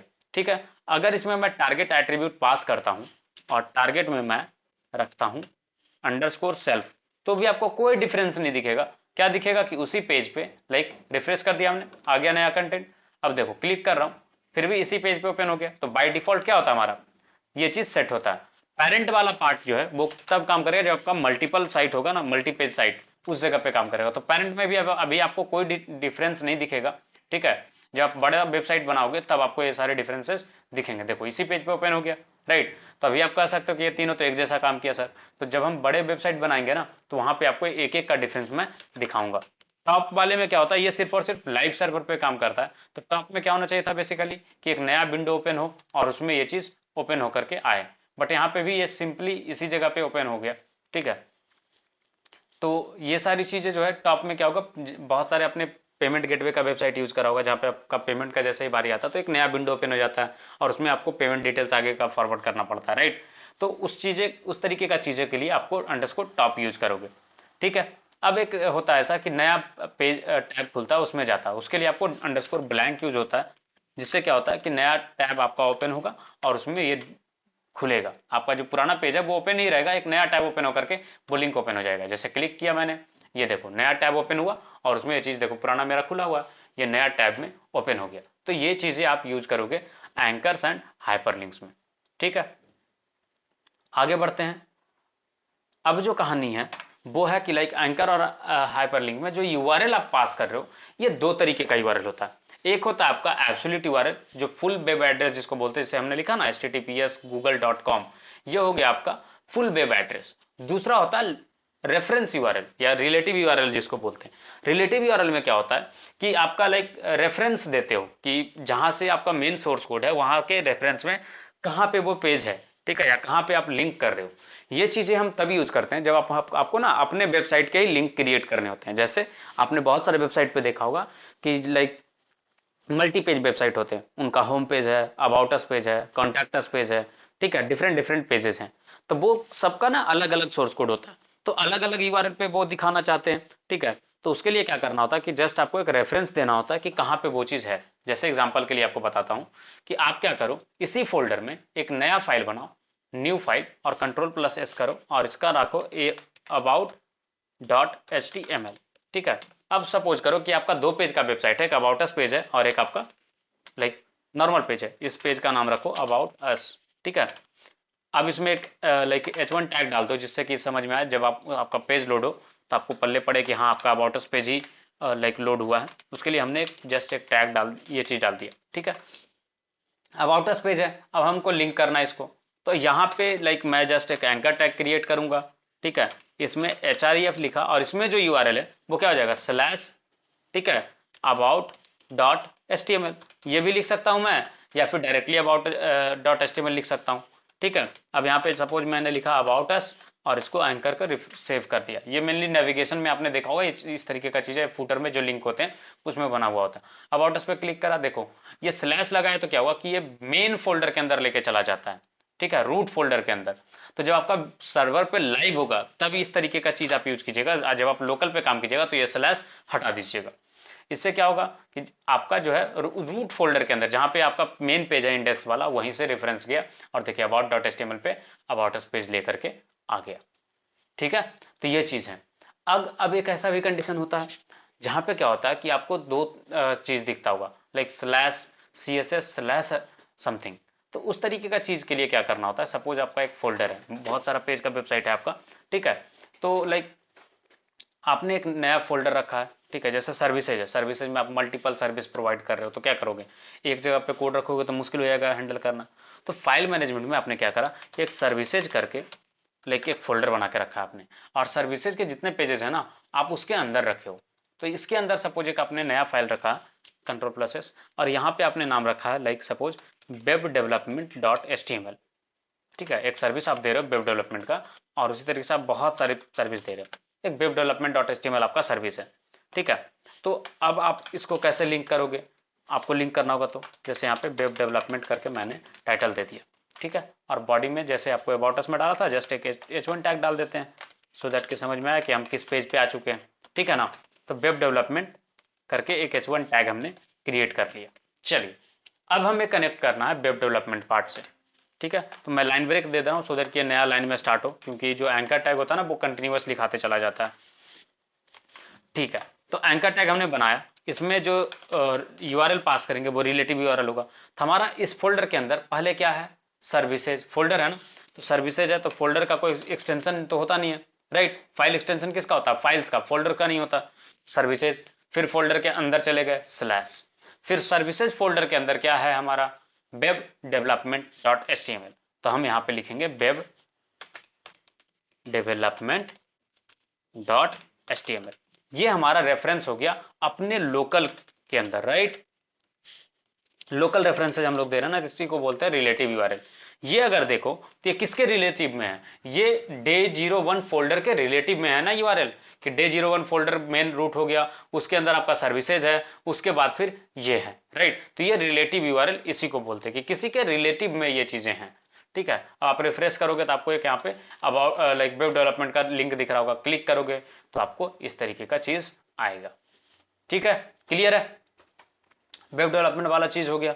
चलिए अब जो है कहानी, आपको अगर किसी इमेज को लिंक में कन्वर्ट करना होगा तो जस्ट आपका जो टेक्स्ट है ना उसी को आप इमेज से रिप्लेस कर दो, आपका उस तरीके का चीज हो जाएगा, ठीक है। तो इमेज क्लिकेबल हो जाएगा। तो आप इस तरीके से कोई भी एलिमेंट को आप क्लिकेबल या फिर लाइक लिंक बना सकते हो, ठीक है। जब हम वेबसाइट बनाएंगे तो ये सारी चीजें सीखेंगे। नेक्स्ट आगे बढ़ते हैं हम लोग। अब है कहानी कि आपने वेबसाइट पे बहुत सारे ऐसे चीजें देखी होंगी जो आपने सोचा होगा कि लाइक कैसे ये काम करता है यार। आपने देखा होगा कि आप इमेज को लिंक बनाया हुआ रहता है, तो वो कैसे बनाते हैं, तो वो चीज आपको दिखाते हैं। इमेज को लिंक बनाने के लिए क्या करना होता है, जस्ट पहले एक इमेज हम लोग डाउनलोड कर लेते हैं। जैसे गूगल का मुझे चाहिए लोगो, ठीक है। तो मैं गूगल का लोगो डाउनलोड करता हूँ एंड देन आगे उस पर काम करेंगे, ठीक है। इमेजेस पे गया और सेव कर लेंगे वहां पे जहां पे हमारा चीजें हैं, ठीक है। चलो ये सिंपल सा लोगो उठाते हैं, सेव इमेज एज, और जो फोल्डर है ना हमारा वहां पे हम लोग कर लेते हैं सेव। ये फोल्डर है हमारा, गूगल लोगो करके सेव कर लिया, डॉट पीएनजी इसका एक्सटेंशन है, इसको याद रखेंगे। अब देखिए सेम तरीके से br टैग डाल दिया सो दैट कि ये लाइन ब्रेक मिल जाए, ठीक है ना। अब क्या करेंगे, एंकर में जस्ट एंकर href, ठीक है। और यहाँ पे आपको एब्सोल्यूट यूआरएल देने पड़ेंगे क्योंकि आपका तो यहाँ पे गूगल नहीं है ना, गूगल तो बाहर का यूआरएल है, तो यहाँ पे एब्सोल्यूट यूआरएल आपको पास करने होंगे। और यहाँ पे बीच में जहाँ पे आप कंटेंट डालते थे ना नॉर्मली टेक्स्ट, वहां पे अब डालोगे आप इमेज का सोर्स वगैरह। तो इमेज का सोर्स हमारा क्या है, डायरेक्टली फोल्डर के अंदर है, तो रिलेटिव यूआरएल ही, रिलेटिव पाथ ही हम प्रोवाइड कर रहे हैं यहाँ पे भी। तो गूगल डैश लोगो dot PNG just file name हम पास कर रहे हैं, ठीक है ना। और इसको फिर एंकर टैग को क्लोज कर दो। अब बोलोगे सर IMG टैग को क्लोज नहीं करा, तो IMG जो है वो वॉइड टैग या एम्प्टी टैग इसको बोलते हैं, वो है, तो इसको क्लोज करने का नीड नहीं होता है, ठीक है। अब अगर आप देखो तो इमेज जो है आपका लिंक बन चुका है, और देखो बड़ा सा गूगल लोगो बन गया होगा। तो इसका क्या करते हैं ना, हाइट और विड्थ सेट कर देते हैं जिससे कि ये ज्यादा बड़ा ना दिखे। तो हाइट में सपोज इसका डाल दे रहा हूँ 80, तो ये क्या होगा 80 px हाइट पे कन्वर्ट हो जाएगा, जिससे ना आसानी होगा। देखो बन गया। अब ये जो इमेज है ये क्लिकेबल है, जैसे मैं गूगल पे क्लिक करूंगा तो ये एक लिंक ओपन करेगा google.com। अब यहीं पे ओपन कर दिया, अब ये नया टैब में ओपन करे उसके लिए क्या करना होगा, तो जैसे आपको पहले बताया था आपको एक टारगेट एट्रीब्यूट पास करना होगा, IMG में नहीं एंकर टैग के अंदर, ठीक है। तो यहाँ पे हम पास करेंगे टारगेट एट्रीब्यूट और यहाँ पे हो जाएगा अंडरस्कोर ब्लैंक, ठीक है। तो इस तरीके से आप लाइक चीजें सेट कर सकते हो। अब आप रिफ्रेश करो, चेक करो, तो देखो ये google.com करके ओपन हो गया, ठीक है। मे बी अगर आपको लगे कि मैं ज़्यादा फास्ट जा रहा हूँ तो आप वीडियो जब रिकॉर्डिंग का देखोगे तो आप उसको स्लो डाउन करके देख लेना, ठीक है। और एक एक करके चीज़ें ट्राई कर लेना। अब आपने बहुत सारे वेबसाइट पे देखा होगा कि ईमेल एड्रेस लिखा हुआ होता है यार, और उस पर आप क्लिक करते हो वो ईमेल ओपन होता है, ईमेल ऐप में ओपन होता है। जैसे मैंने info.hsr solution पे करा, देखो ये 2 में इन्फो लिखा गया और ये ओपन हो गया डायरेक्टली ईमेल ऐप, राइट। अगर ऐसा कुछ आप बना करके देते हो एज ए वेब डेवलपर तो आपको अच्छा माना जाएगा ना। बहुत सारे साइट पे क्या होता है वो मिसिंग होता है, लिंक नहीं बना हुआ होता है, तो आपको कॉपी करने पड़ते हैं और फिर पेस्ट करना पड़ता है, वो सही चीज नहीं है ना, वो एक खराब इंपैक्ट क्रिएट करता है, राइट। तो उसके लिए क्या करना होगा, तो वैसा बनाने के लिए आपको याद रखना है कि एंकर टैग जो आप बनाओगे, ठीक है, इसके अंदर सपोज यहाँ पे रखा मैंने info@hsrsolutions.co.in। अब इसमें जो href आप पास करोगे ना उसमें आप एक पैरामीटर पास करोगे मेल टू करके, ठीक है। और मेल टू के बाद कोलोन डालोगे और जिस ईमेल एड्रेस पे मेल लाइक टू एड्रेस में डालना चाहते हो वो ईमेल एड्रेस आप यहाँ पे रख सकते हो, ठीक है।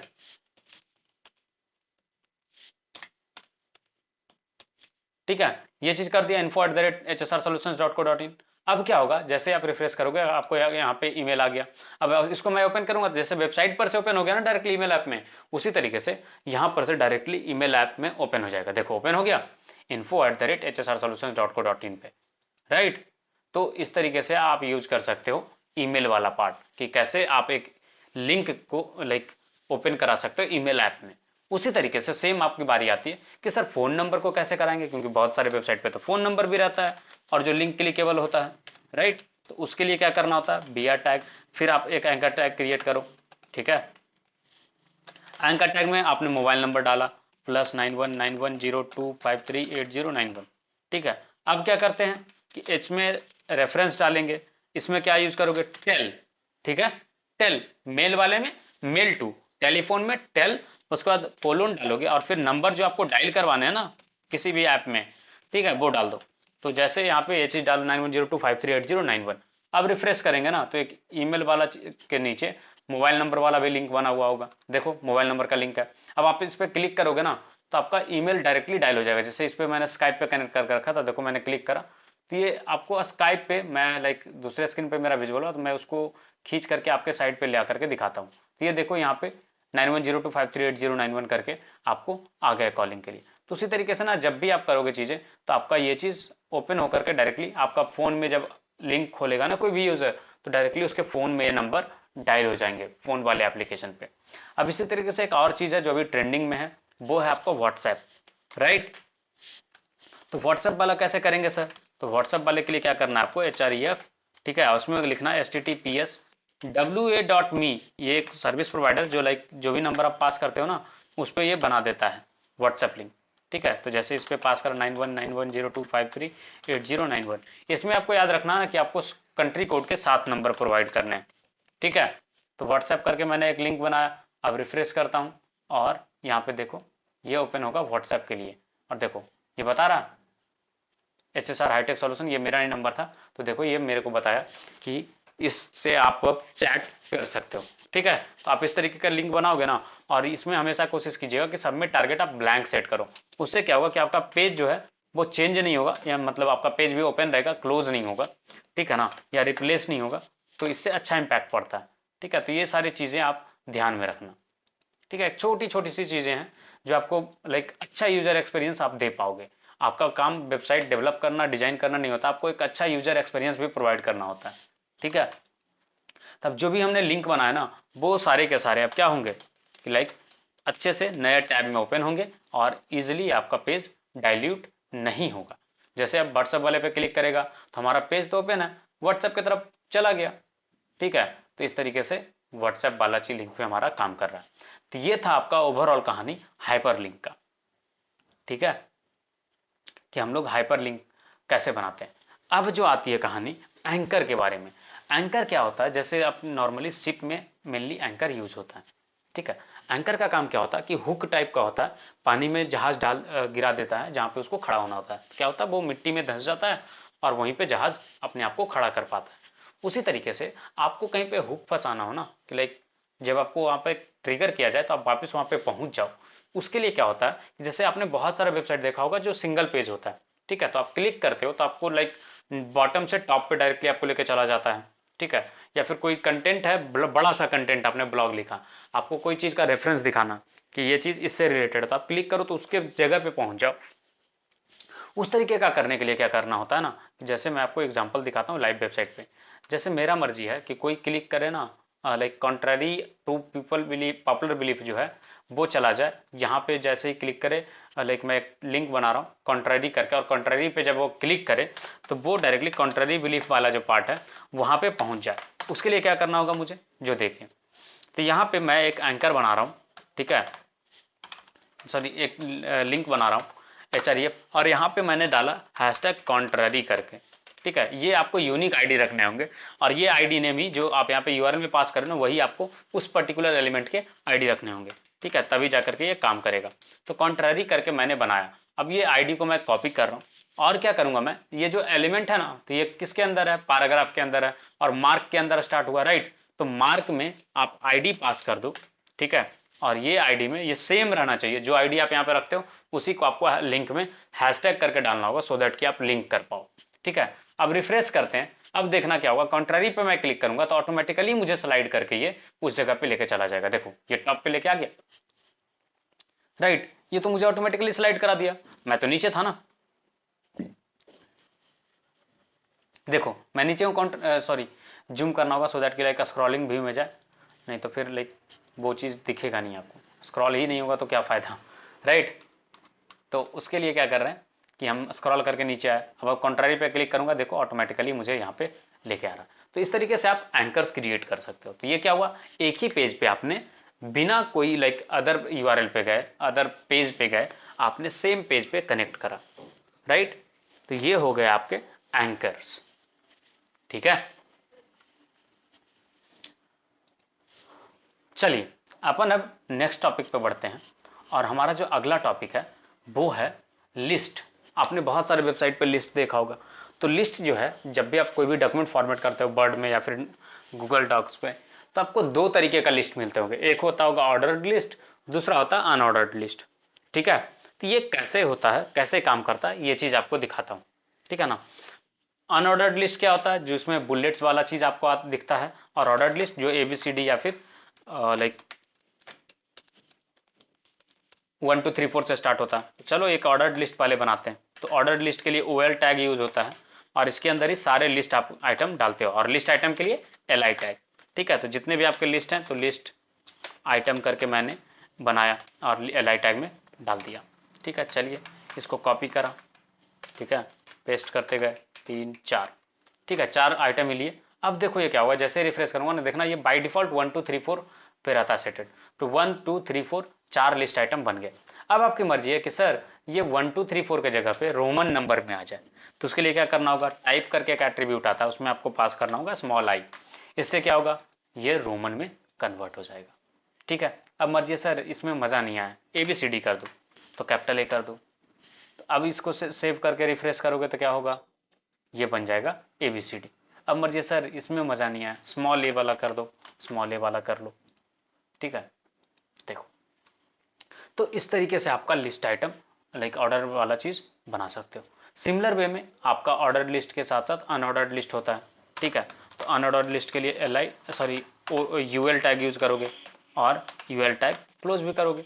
अब यही 4 आइटम को मैं कॉपी पेस्ट कर दे रहा हूँ, क्योंकि आइटम मैं बदल नहीं रहा, जस्ट उसका सिंबल से तो बदलेंगे, राइट। बाय डिफॉल्ट जो है वो बुलेट लिस्ट होता है, तो आपको कलर्ड वाले डॉट आ जाएंगे, ठीक है। आपकी मर्जी सर इसमें स्क्वायर आ जाता तो मजा आ जाता, तो आप यहाँ पे टाइप में लिख दो स्क्वायर, स्क्वायर आ जाएंगे, राइट। तो जो भी आपके टाइप्स होते हैं वो आप पास करते जाओ, यहाँ पे वो चेंज होते जाएगा, ठीक है। अब कहानी आता है कि सर मेरा मन है ना कि ABCD में जो चीज है ये स्टार्ट हो D से, ठीक है। तो स्टार्ट में आप D पास कर दो, ठीक है ना। ये क्या होगा, जो नंबर है ABCD, अब ये ये नंबर वाले में पार्ट पे काम करेगा, टेक्स्ट वाले पे नहीं काम करेगा, ठीक है। तो लाइक ये चीज जो है आप इजिली सेट कर सकते हो। ये 1 2 3 4 आ गया। अब स्टार्ट में मेरा मन ये है कि 5 से स्टार्ट हो सर ये, तो 5 मैंने स्टार्ट डाल दिया। अब क्या होगा, ऑर्डर लिस्ट ये 5th नंबर से स्टार्ट होगा, देखो स्टार्ट हुआ 5 6 7 8, ठीक है। तो ये तब हम यूज करते हैं ना, जब होता है ना कि आपका फर्स्ट टाइटल ऊपर है, फिर आप नीचे आते जा रहे हो और आपको मन है कि आप लाइक लिस्ट वहां पे लिखे, उसके अंदर भी बहुत सारा कंटेंट आ गया, ठीक है। फिर आपका नया उसी लिस्ट आइटम का दूसरा पार्ट है, लाइक जो टाइटल बेसिस पे होता है ना, कि फर्स्ट टाइटल एक चैप्टर में घुसे, चैप्टर के अंदर 1.1 है, फिर उसके अंदर गए 1.2 है, 1.1 के अंदर भी बहुत सारा कंटेंट आ गया, 1.2 के अंदर भी कंटेंट आ गया, फिर 1.3 में गए। तो उस तरीके का लिस्टिंग के लिए ये वाला पार्ट यूज करते हैं, स्टार्ट वाला चीज और वो वाला चीज, ठीक है। अब आपका मर्जी है कि लाइक आपका मन है कि नहीं ये जो चीज है 7 है, इसका वैल्यू 4 कर दूं मैं, लाइक ये 4th नंबर का दिखे मुझे, तो आप यहाँ पे वैल्यू एट्रीब्यूट भी पास कर सकते हो। यहाँ पे 4 पास करोगे ना, तो उस पर्टिकुलर लिस्ट आइटम का वैल्यू चेंज हो जाएगा। देखो ये 4 पे चेंज हो गया, फिर से 4 5 हो गया, राइट। तो वहाँ पे चेंज होकर के उसके नीचे वाला चीज रिसेट हो जाएगा, उसके अंदर नीचे आइटम्स कन्वर्ट हो जाएंगे। तो इस तरीके का चीजें आप खेल सकते हो इसके साथ, ठीक है। अब नेस्टेड बनाना है तो नेस्टेड भी आप बना सकते हो। नेस्टेड बनाने के लिए क्या करना होगा, सपोज आपको नेस्टेड ऑर्डर लिस्ट के बनाने हैं, तो आपने ऑर्डर लिस्ट लिया, ठीक है। ऑर्डर लिस्ट के अंदर आपने लिस्ट आइटम जैसे था वैसे ही ले लेते हैं 4, ठीक है। अपन ने 4 आइटम लिया, ठीक है। आपका मर्जी है सर सेकंड वाला लिस्ट आइटम का ना और भी ऑर्डर लिस्ट है, तो आप क्या करोगे, इसके अंदर लिस्ट आइटम के अंदर ही फिर से ऑर्डर लिस्ट स्टार्ट कर दोगे, ठीक है। अब क्या होगा, इसके अंदर फिर से आपने 4 आइटम कॉपी करके डाल दिए, ठीक है। तो इस तरीके का नेस्टेड लिस्ट आप जितना चाहो उतना बना सकते हो। जैसे अब हमने 2 का बनाया, ठीक है, तब देखो आपका आउटकम क्या आएगा, आया। आपका मर्जी है सर ये पहला वाला 1 2 3 4 है, दूसरा वाला ना ये हो जाए लाइक ABCD हो जाए तो मजा आ जाए। अब इसको ABCD कर दो, स्मॉल ABCD, देखो हो गया। या मर्जी है सर वो अंदर वाला रोमन हो जाए, तो जस्ट आप इसको रोमन कर दो, ठीक है। ये रोमन हो गया, ठीक है ना। अब आपकी मर्जी है कि सर इसके अंदर भी और मान लीजिए सपोज मुझे लिस्ट बनाने पड़ गए, तो ठीक है आप इसके अंदर भी और बना लो। तो यहाँ पे सपोज हमें चाहिए ऑर्डर्ड लिस्ट, फिर से आप यहाँ पे चाहो तो अनऑर्डर्ड लिस्ट भी डाल सकते हो, ऐसा कोई ज़रूरी नहीं है, ठीक है ना। तो आप यहाँ पे अनऑर्डर्ड लिस्ट भी ले सकते हो, बट अभी फिलहाल ऑर्डर्ड लिस्ट ही ले रहे हैं। तो जिस तरीके से हम ऑर्डर्ड लिस्ट बना रहे हैं ना, उसी तरीके से आप अनऑर्डर्ड लिस्ट के भी बना सकते हो। वैसा कोई लाइक रेस्ट्रिक्शन नहीं है कि आप ऑर्डर लिस्ट के अंदर ऑर्डर लिस्ट रखोगे या फिर अनऑर्डर्ड लिस्ट के अंदर अनऑर्डर्ड लिस्ट ही ट्री में डालोगे, नहीं। आपका नेस्टेड लिस्ट है तो आप किसी भी तरीके का चीज़ें में जा सकते हो। देखो ये 1 2 3 4 से स्टार्ट हुआ, आपका मर्जी है कि नहीं सर ये वाला चीज़ ना ABCD में रहता तो ज़्यादा बेहतर रहता, तो वही चीज़ टाइप पास कर दीजिए और ABCD कर दीजिए, ठीक है। अब देखो आपका जो लिस्ट है वो काफ़ी लंबा चौड़ा नेस्टेड बन चुका, ठीक है ना। तो आप इस तरीके से नेस्टेड लिस्ट बना सकते हो। तो ये मेनली कब यूज होता है, जब आप कोई भी टेबल ऑफ कंटेंट्स वगैरह क्रिएट करोगे तो उस जगह पे आप ये चीज़ें डाल सकते हो, राइट। तो ये हो गया ऑल अबाउट लिस्ट, ठीक है। मैं वीडियो जो रिकॉर्ड कर रहा हूँ ये थोड़ा फास्ट रिकॉर्ड कर रहा हूँ, आप इसको स्लो डाउन करके लाइक देख लेना एंड देन फिर वो चीज़ें आप समझ लेना, ठीक है। अगर कुछ डाउट होंगे तो आप गूगल क्लासरूम में डायरेक्टली पूछ सकते हो, क्लियर है। चलिए अब नेक्स्ट पॉइंट पे हम लोग आगे बढ़ते हैं, और अगला जो हमारा पॉइंट है वो है लाइक ये चीज़ नेस्टेड वाला चीज़ हमने बता दिया आपको। अब आगे आती है बारी टेबल का। तो टेबल क्रिएट करने के लिए क्या होता है, टेबल में आपको लाइक 3 सेक्शंस होते हैं, ठीक है। आपको मैं एक एक चीज़ें करके दिखाता हूँ।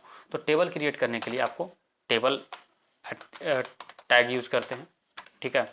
और टेबल में जैसे आपने कहीं भी टेबल देखा होगा तो क्या होता है, वहाँ पे रोज होते हैं एंड कॉलम्स होते हैं, राइट।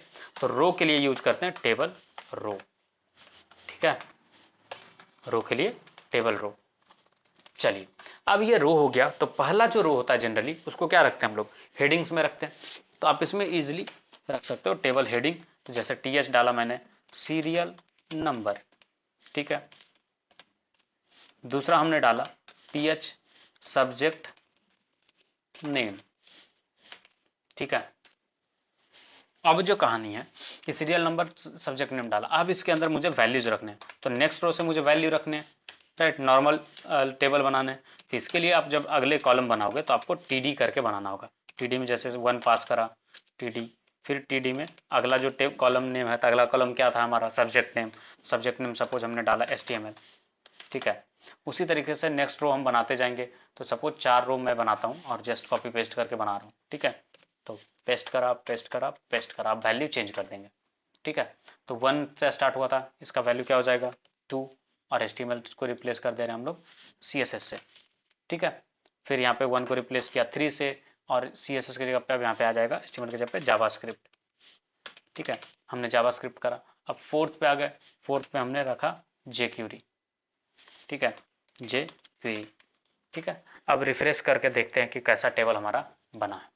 तो देखो ये नॉर्मली आपको डिफरेंशिएट नहीं कर पा रहे रो कॉलम कैसे, तो आप एक काम कर सकते हो, आप इसमें ना एक एट्रीब्यूट आता है टेबल के अंदर, वो है आपका लाइक बॉर्डर करके। तो इस पर बॉर्डर हम पास कर देते हैं, वैल्यू रहता है थिकनेस के लिए। तो हमने सपोज डाला 1, तो ये देखो 1 का बॉर्डर बन गया। और देखो सीरियल नंबर एक कॉलम हो गया, सब्जेक्ट नेम दूसरा कॉलम हो गया। उसी तरीके से आप इसमें ना बैकग्राउंड कलर डाल सकते हो। तो आप यहाँ पे बैकग्राउंड करके डालोगे, ठीक है। और सपोज यहाँ पे पास कर दिया रेड, देन आपका जो बैकग्राउंड कलर है वो रेड में कन्वर्ट हो जाएगा, सॉरी, ठीक है। तो ये जो चीज़ें हैं, बैकग्राउंड रेड काम नहीं कर रहा, आई गेस कुछ गलत मैंने पास कर दिया। तो मैं लाइक टेबल वाले कलर्स पे आप इजीली इस तरीके से काम करोगे, ठीक है ना। बैकग्राउंड वाला चीज़ भी काम करेगा। और इसमें आपका 3 चीज़ और है, वो है टेबल का बॉडी होता है, हेडर होता है और फुटर होता है, ठीक है। तो हेडर, फुटर और बॉडी, ये तीनों मैं बना करके आपको दिखाता हूँ। जैसे टेबल हेडिंग में मैंने डाला लाइक कि टेबल हेडिंग बनाया, और ये वाला जो पार्ट था रो, इसको मैंने टेबल हेडिंग के अंदर डाल दिया, ठीक है। तो टेबल हेडिंग के लिए यूज होता है टी हेड, ठीक है। और टी हेड क्लोज भी होगा टी हेड से, ठीक है। ये हमारा टेबल हेडिंग हो गया, राइट, जहाँ पे हमारा टेबल का सारा हेडिंग्स है, ठीक है। अब इसको रिफ्रेश करो, ये नॉर्मली आपको दिखेगा, वैसा कोई डिफ्रेंशिएट आप नहीं कर पाओगे। बस जस्ट हम लोग कोड को ना सिंक्रोनाइज रखने के लिए, समझने के लिए ये चीज़ यूज करते हैं, ठीक है। और इसको आप डाल दो टी बॉडी में, ये आपका हो गया टेबल का बॉडी। राइट, जहाँ पे आपका बाकी सारे डेटा हैं, ये चीज़ आपका हो जाएगा यहाँ। ठीक है, तो इस तरीके से आप टेबल बॉडी बना दिए। अब बात आती है टेबल कैप्शन का। तो टेबल कैप्शन का क्या काम होता है वो चीज़ आपको मैं दिखाता हूँ। लाइक आपको एक नोट्स के लिए मैंने शेयर करा है बुक, ठीक है, ई बुक। आप उस ई बुक को ओपन करो, आपको वहाँ पे इजीली मिल जाएगा, एचटीएमएल करके उस ई बुक का नेम है। और यहाँ से आप डायरेक्टली जंप करो टेबल वाले पार्ट पे, ठीक है। और टेबल वाले पार्ट पे आपको सारी चीज़ें इजीली मिल जाएंगी कि क्या चीज़ है, कैसे कैसे क्या क्या एट्रीब्यूट आप और यूज कर सकते हो। तो डिटेल्ड में टेबल वाला पार्ट मैंने डाल के रखा है और एक एक चीज़ करके मैं आपको दिखाता हूँ। तो रो कॉलम स्पैनिंग वाला चीज़ हम करेंगे बाद में, ठीक है ना। कॉलम का ग्रुप कैसे बनाते हैं वो चीज़ भी हम लोग करेंगे, ठीक है। टेबल बॉडी, टी बॉडी होता है, टी फुट, टी टेबल का फुटर होता है, और कैप्शन कैसे यूज होता है वो चीज़ के लिए ये चीज़ बना हुआ, ठीक है। तो जैसे ये वाला टेबल मैं कॉपी करके आपको दिखाता हूँ कोड के साथ कि लाइक ये जो टेबल एग्जाम्पल है वो कैसा दिखता है, ठीक है। तो जस्ट इस टेबल के नीचे मैं ये टेबल क्रिएट कर दे रहा हूँ और इससे आपको टेबल का बॉडी और फुटर हेडिंग आपको समझ में आ जाएगा। ये टेबल का टाइटल हो गया, ठीक है। ये टेबल टाइटल हेडिंग में यूज किया होगा, बेसिकली कैप्शन करके यूज करते हैं, ठीक है। तो कैप्शन में हमने डाला टेबल टाइटल। तो आपने बहुत सारी जगह पे ऐसा टेबल देखा होगा जहां ऊपर पे कैप्शन कुछ डाला हुआ था और नीचे कैप्शन डाला हुआ होता है, राइट। तो ये कैप्शन करके आप यूज कर सकते हो, ठीक है ना। टेबल हेडिंग हो गया जिसके अंदर आपका हेडिंग था, तो यही वाला चीज है आपको। देखो, हेडर कंटेंट 1, हेडर कंटेंट 2, ये आपका टेबल हेडिंग हो गया, ठीक है। फिर टेबल बॉडी में देखो नॉर्मली जो जैसे हमने डाला था वैसे ही है। टेबल फुटर में इन्होंने क्या करा कि लाइक टेबल बॉडी खत्म हो रहा है उसके जस्ट ऊपर इन्होंने प्रेस करा फुटर कंटेंट करके, ठीक है। जब आप इस पर बॉर्डर डालोगे ना तो आपको इजीली डिफ्रेंशिएट कर पाओगे कि क्या है कहानी। आपका फुटर भी ना नॉर्मली काम करता है जैसे हेडिंग काम करता है वैसे।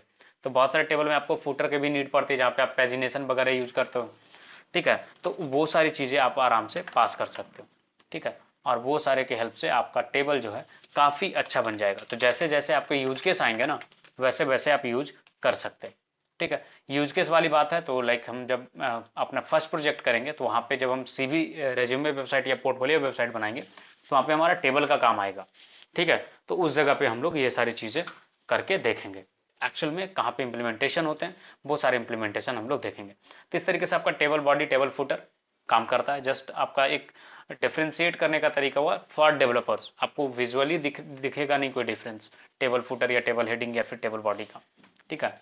आप डायरेक्टली भी लिखोगे तो भी वैसा ही टेबल बन करके आएगा। कोई विजुअल विजुअल डिफरेंस जिसको बोलते हैं वो चीज़ आपको सामने नहीं मिलेंगी, ठीक है। अब इसमें जो है बारी है कि कलर और लाइक कलर वाला चीज़। तो आप इसमें डायरेक्टली स्टाइल कर सकते हो, बैकग्राउंड कलर, कलर और बॉर्डर करके ये तीन जो चीज़ है CSS प्रॉपर्टी आप यूज़ कर सकते हो और डायरेक्टली डाल सकते हो, ठीक है। और मैंने जो डाला था ना बैकग्राउंड करके, तो बैकग्राउंड इसलिए नहीं काम करा ना क्योंकि बैकग्राउंड कलर करके जो प्रॉपर्टी होता है वो आपका काम करता है बैकग्राउंड में, ठीक है। तो बॉर्डर बन करके जो मैंने यहाँ पे डाला था तो आप वहाँ पे बैकग्राउंड कलर करके डालोगे तो आपको ये काम कर जाएगा। आप इसमें CSS डाल सकते हो, ये अगर डायरेक्टली काम नहीं कर रहा तो, क्योंकि CSS में आपका ईजिली ये काम करेगा, ठीक है। तो बहुत सारे ब्राउज़र इसको सपोर्ट करते हैं, बहुत सारे नहीं सपोर्ट करते हैं, ठीक है ना। तो आपको उतने टेंशन लेने की बात नहीं है। लाइक कल के क्लास में मैंने लाइक जो भी सॉरी जो प्रीवियस क्लास हमारा हुआ था उसमें मैंने आपको कर करके दिखाया था और आपको जो टेबल बनवाया था सेम उसी तरीके का टेबल है, ठीक है। आप इजिली ओपन करो कोड, ठीक है, आपको सारी चीज़ें दिख जाएंगी। तो डे 01 पे हमें यही इतना मेजर पढ़ना था। इसके बाद हमारा कहानी है वो है कमेंट का। तो कमेंट में आपको कुछ खास नहीं करने, कमेंट में नॉर्मली होता है जैसे हम अदर प्रोग्रामिंग लैंग्वेज में करते हैं ना, तो उस तरीके से। तो हाँ, तो बैकग्राउंड कलर के लिए आप बिजी कलर यूज कर सकते हो जिससे आपका डायरेक्टली बैकग्राउंड कलर आ जाएगा।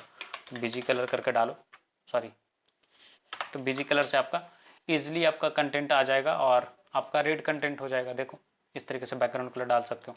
आपका जो बैकग्राउंड कलर का जो एट्रीब्यूट था जो मैं पास कर रहा था उसके लिए आपको सिंपली क्या करने हैं कि आप यहाँ पे राइट नए टेबल में आते हैं और यहाँ पे क्या करते हैं स्टाइल करके एक एट्रीब्यूट होता है जिससे CSS डालते हैं। ये चीज़ हम पढ़ेंगे आगे, ठीक है ना। तो यहाँ पे बैकग्राउंड कलर सेट कर सकते हैं हम लोग। तो बैकग्राउंड कलर करके सपोज हमने डाला और यहाँ पे ग्रीन करा, ठीक है। तो अब देखोगे तो बैकग्राउंड कलर जो हमारा टेबल का होगा वो ग्रीन हो चुका होगा। ठीक है, तो ये CSS की चीज़ें हैं। तो इस तरीके से कलर का चेंज कर सकते हो टेबल में। तो टेबल का मोस्टली यही चीज़ था। अब आती बारी रो स्पैन और कॉलम स्पैन। रो स्पैन और कॉलम स्पैन कहाँ पे यूज होता है? तो बहुत सारे कंटेंट में आपने देखा होगा कि आपको रो को एक्सपैंड करना पड़ता है, लाइक कि आपका एक रो में काम नहीं चलता, आपका डेटा दूसरे रो में भी जा रहा होता है, और कॉलम स्पैन भी आपका नीड पड़ता है। तो जैसे मैं आपको एक्सेल सीट पे करके दिखाऊं, फिर आपको कैसे यहाँ पे विजुअलाइज कर पाओगे वो चीज़ें मैं समझाता हूँ। ठीक है, जैसे हमारा रूटीन वाला चीज़ है जो आपको भी शेयर करा मैंने, तो अगर आप नोटिस करो तो ये जो रो है, सेकेंड नंबर रो, इसमें देखो 4 कॉलम को मैंने मर्ज करा है, राइट। और ये चारों कॉलम को जो मर्ज करा ना, इसी को बोलते हैं कॉलम स्पैन। ठीक है, तो इस तरीके का टेबल अगर आपको दिखाना पड़ेगा तो आप इसी तरीके से जाओगे। ठीक है, जैसे मैं आपको ये टेबल बना करके बनाने बोलूँ, ठीक है ना, तो आप कैसे बनाओगे वो चीज़ें आप कर सकते हो इस तरीके से। ठीक है, उसी तरीके से जब 2 या 3 रो को सपोज मुझे मिलाना पड़ जाएगा, मर्ज एंड सेंटर कर दिया मान लो, तो ये जो रो मैंने मर्ज करा ना 3 रो को एक साथ, ठीक है, इसको बोलते हैं रो स्पैन। ठीक है ना, कि रो को मैंने स्पैन करा, ठीक है, बढ़ाया रो को। ठीक है, तो ये सारी चीज़ें जो हैं आप कर सकते हो इजिली रो स्पैन के, कोल स्पैन के हेल्प से। तो इसके जो कोड्स हैं मैं डायरेक्टली आपको कॉपी पेस्ट करके दिखा देता हूँ। तो रो स्पैन और कॉलम स्पैन में क्या होता है कि आपको लाइक टेबल पे डेटा जो है वो आपका कॉलम वाइज या रो वाइज दूसरे कॉलम का डेटा को कैप्चर करता है और उसके अंदर तक आ जाता है। तो लाइक आपको मैं इसको पेस्ट करके रन करके दिखाता हूँ डायरेक्टली, जिससे आप विजुअलाइज कर पाओगे कि हाँ ये चीज़ें हुई कैसे। ठीक है ना, और इसका मेन यूज कहाँ पे आ सकता है। ठीक है, तो यूज केस तो मैंने बता दिया आपको कि यूज कैसे आएगा। ठीक है, तो अब यहाँ पे देखो, तो ये अगर आप नोटिस करो तो ये 2 कॉलम को मर्ज किया हुआ। ठीक है, देखो एक कॉलम दूसरा कॉलम, यहाँ पे 2 कॉलम होने चाहिए था ना, तो 4 कॉलम टोटल थे, उसमें से ये लाइक मर्ज किया हुआ। ठीक है, अब देखो ये वाला जो पार्ट है ये तीनों कॉलम को स्पैन किया हुआ है, लाइक तीनों कॉलम को बढ़ाया हुआ है। ठीक है, और 3 कॉलम तक ये डेटा गया हुआ है। ये एक्चुअली रो स्पैन नहीं है, इसको कंसिडर करना, क्योंकि इसमें हमने लाइक स्पैनिंग नहीं करा, एक्चुअली टेक्स्ट हमने इसमें इतना बड़ा डाला है जिसके कारण ये रो का लाइक उस पर्टिकुलर कॉलम का विड्थ उतना बड़ा हो गया। ठीक है, तो मेनली जो स्पैनिंग है वो यहाँ पे है। देखो 3 कॉलम के जगह पे ये पूरा का पूरा अकेले इसका कंटेंट है, राइट। तो ये तो हो गया आपका कॉलम स्पैन। रो स्पैन कहाँ पे है? तो देखो ये दोनों रो है, ठीक है, और इस यहाँ पे देखो तो ये दोनों रो में एक ही डेटा है, राइट। तो इसी को बोलते हैं रो स्पैन। जब रो को हमने स्ट्रेच करा एक्स्ट्रा तो उसको रो स्पैन बोलेंगे। ठीक है, कि रो का एक्सपेंशन करा हमने, और जब कॉलम को एक्सपैंड करेंगे ना तो उसको बोलेंगे कोल स्पैन, और कोल कॉलम का स्पैनिंग करेंगे। उसके लिए कोड क्या यूज होता है जो बता रहा हूँ, इसमें आपको जस्ट कुछ खास नहीं करना होता, आपको कोल स्पैन और रो स्पैन करके 2 एट्रीब्यूट पास करने होते हैं, जिससे आपका ये काम हो जाएगा। जैसे देखो ये पहला रो है, ठीक है, इस पहले रो में 3 डेटा थे तो तीनों डेटा हो गए। ठीक है, दूसरे रो में क्या करा इन्होंने कोल स्पैन 3 कर दिया था। अब अगर आप नोटिस करो इसमें टेबल डेटा जो है वो एक ही है, दूसरा टेबल डेटा नहीं है। जैसे इसमें 3 कॉलम थे तो 3 टेबल डेटा करके टैग थे। ठीक है, यहाँ पे एक ही टैग है क्योंकि आपने तीनों कॉलम में स्पैन कर दिया। अगर मैं इसको घटा करके 2 कर दूं तो मुझे ना एक कॉलम यहाँ पे और देने होंगे। ठीक है, और टीडी करके मैं यहाँ पे डालूंगा, और ये डालूंगा लास्ट कॉलम करके। ठीक है, तो अगर देखो तो आपका देखो देख रहे थे अभी तक कि वो 3 कॉलम तक एक्सपैंड था ना, ये वाला चीज 3 कॉलम तक एक्सपैंड है। अब अगर आप नोटिस करोगे तो ये 2 कॉलम तक आ जाएगा, और तीसरा कॉलम में जो मैंने डाला ना लास्ट कॉलम करके वो चीज आ जाएगा। देखो ये 2 कॉलम तक ही एक्सपैंड है, तीसरा कॉलम में हमारा लास्ट कॉलम करके आ गया, राइट। तो इस तरीके से आप करते हो कॉलम स्पैनिंग। अब आती बारी रो स्पैन का। तो रो स्पैन में आप क्या करोगे, रो स्पैन में जैसे यहाँ पे 2 रो करा तो आप नोटिस करोगे ना कि टेबल रो में लाइक जो डेटा पास किया गया है, ठीक है, तो आपका 3 रो है, और इसमें जो नया रो बनेगा नेक्स्ट वाला उसमें भी आपको लाइक 2 कॉलम्स ही है। क्यों? क्योंकि आपने एक कॉलम में एक्सपेंशन कर दिया ना रो का, तो आपने इसका रो एक्सपेंशन कर दिया, तो नेक्स्ट जो स्पेस बच रहा है वो 2 ही कॉलम को बच रहा है। जैसे ही आप तीसरा डालोगे ना तो ये एक्स्ट्रा कॉलम बन जाएगा। ठीक है, लेकिन रो एक्सपेंशन जो होकर ही रहेगा। ठीक है, तो रो स्पैन आपका विजुअली इस तरीके से दिखता है, कॉलम स्पैन आपका इस तरीके से दिखता है। तो इस तरीके का टेबल आपको डेवलप करना होगा, डिजाइन करना होगा, वेब पेज पे दिखाना होगा, तो आप इसी तरीके का चीजें यूज करोगे। अब रही बात कॉलम ग्रुप्स का, तो कॉलम ग्रुप में क्या होता है कि 2 कॉलम को अगर ग्रुप कर दिया हमने, ये दोनों पर्टिकुलर को, तो उसको कॉलम ग्रुप्स बोलते हैं। ठीक है, तो ये चीज आप प्रैक्टिस कर लेना, ये आपका लाइक पूरा कंटेंट है जो आप गो थ्रू कर लेना पेज नंबर 30 तक। ये आपका लाइक एक तरीके से असाइनमेंट है, 30 छोड़ो 31 32 तक आपको, सॉरी 32 तक आपको करना होगा, क्योंकि लास्ट जो हमारा टाइटल है वो कमेंट्स है, तो वो भी अभी हम पढ़ेंगे। तो 32 तक आपको रिवीजन करने, एक एक लाइन आपको पढ़ने, उसके पहले आपको ये वीडियो पूरा देखना, ठीक है। वीडियो देखने के बाद आप रिवीजन करो एंड देन फिर वो सारी चीज़ें कंप्लीट करो। कमेंट्स जैसे बताया आपको कि अदर प्रोग्रामिंग लैंग्वेज में इसलिए इंपॉर्टेंट होता है क्योंकि देखो, आप जब किसी भी वेबसाइट को डिजाइन करोगे तो ऐसा नहीं है कि आप नेक्स्ट डे ही उस पर आकर के काम कर रहे होगे या आप अकेले ही डिजाइन कर रहे होगे। आपके टीम में बहुत सारे लोग होंगे, मे बी आपका कोडिंग का तरीका अलग है, आप वेरिएबल नेम अलग रखते हो, या क्लास नेम या आईडी जो आप डिफाइन करते हो वो अलग ढंग से रखते हो, ठीक है। अब कोई भी चीज आप क्यों डाल रहे हो वहां पे, आप 2 साल बाद अगर आप उस वेबसाइट पे आओ, आपको काम करने दिया जाए, तो मे बी आप भूल सकते हो कि आपने वो चीज क्यों रखा था वहां पे, राइट। इस तरीके का बहुत सारे चैलेंजेस आ सकते हैं। तो उस चीज को अवॉइड करने के लिए ना, कि लाइक आपको फ्यूचर में जब भी आप देखो तो समझ में आ जाए, तो जस्ट एक हिंट के लिए कमेंट यूज करते हो। तो कमेंट जो है HTML में वो यूज होता है angle bracket, exclamation mark, 2 consecutive dash, फिर आप कमेंट अपना लिखो, फिर क्लोज करने के लिए कमेंट को डबल कंसेक्यूटिव मतलब 2 कंसेक्यूटिव डैश डालोगे, फिर एंगल ब्रैकेट बंद कर दोगे, कहानी खत्म। ये आपका कमेंट हो जाता है। तो दिस इज अ कमेंट करके मैं लिख रहा हूं, ठीक है। ये चीज आपको एग्जीक्यूट नहीं होगा, जैसे अदर प्रोग्रामिंग लैंग्वेज में क्या होता था कि वो चीज एग्जीक्यूट नहीं होता था, पास कर जाता था, स्किप कर जाता था। देखो टेबल ही लास्ट है हमारा, उसके बाद कुछ भी नहीं दिख रहा, जबकि हमने तो यहाँ पे कमेंट डाला ना, तो ये कमेंट एग्जीक्यूट नहीं हुआ। सो आज का क्लास इतना ही था, ठीक है। नेक्स्ट क्लास में हम लोग मिलते हैं। So thank you guys, thank you for joining our training program. I hope आपने आज बहुत सारी नई चीज़ें सीखी हो, और अगर नई चीज़ें सीखी हो तो वीडियो लाइक कर दीजिएगा। अगर आपको कुछ भी प्रॉब्लम हो, कोई भी सिचुएशन हो, लाइक आपको कुछ भी समझ में नहीं आया किसी भी पार्ट पे, मे बी आपको वीडियो फास्ट लग सकता है, तो आप इसको स्लो डाउन करके देख लो, ठीक है ना। मैंने फास्ट में इसलिए रिकॉर्ड करा क्योंकि बहुत सारी चीज़ें जो आपको कवर अप करके समझानी है, ठीक है। तो यू हैव एनफ टाइम, आप इसको आराम से स्लो डाउन करके देख लो, ठीक है। उसके बाद भी अगर आपको कुछ कन्फ्यूजन रहते हैं, आप गो थ्रू करो नोट्स जो आपको शेयर किए गए क्लासरूम में। उसके बाद भी अगर प्रॉब्लम रहता है, देन आप क्लासरूम में डायरेक्टली कम्युनिकेट करो, ठीक है। Thank you.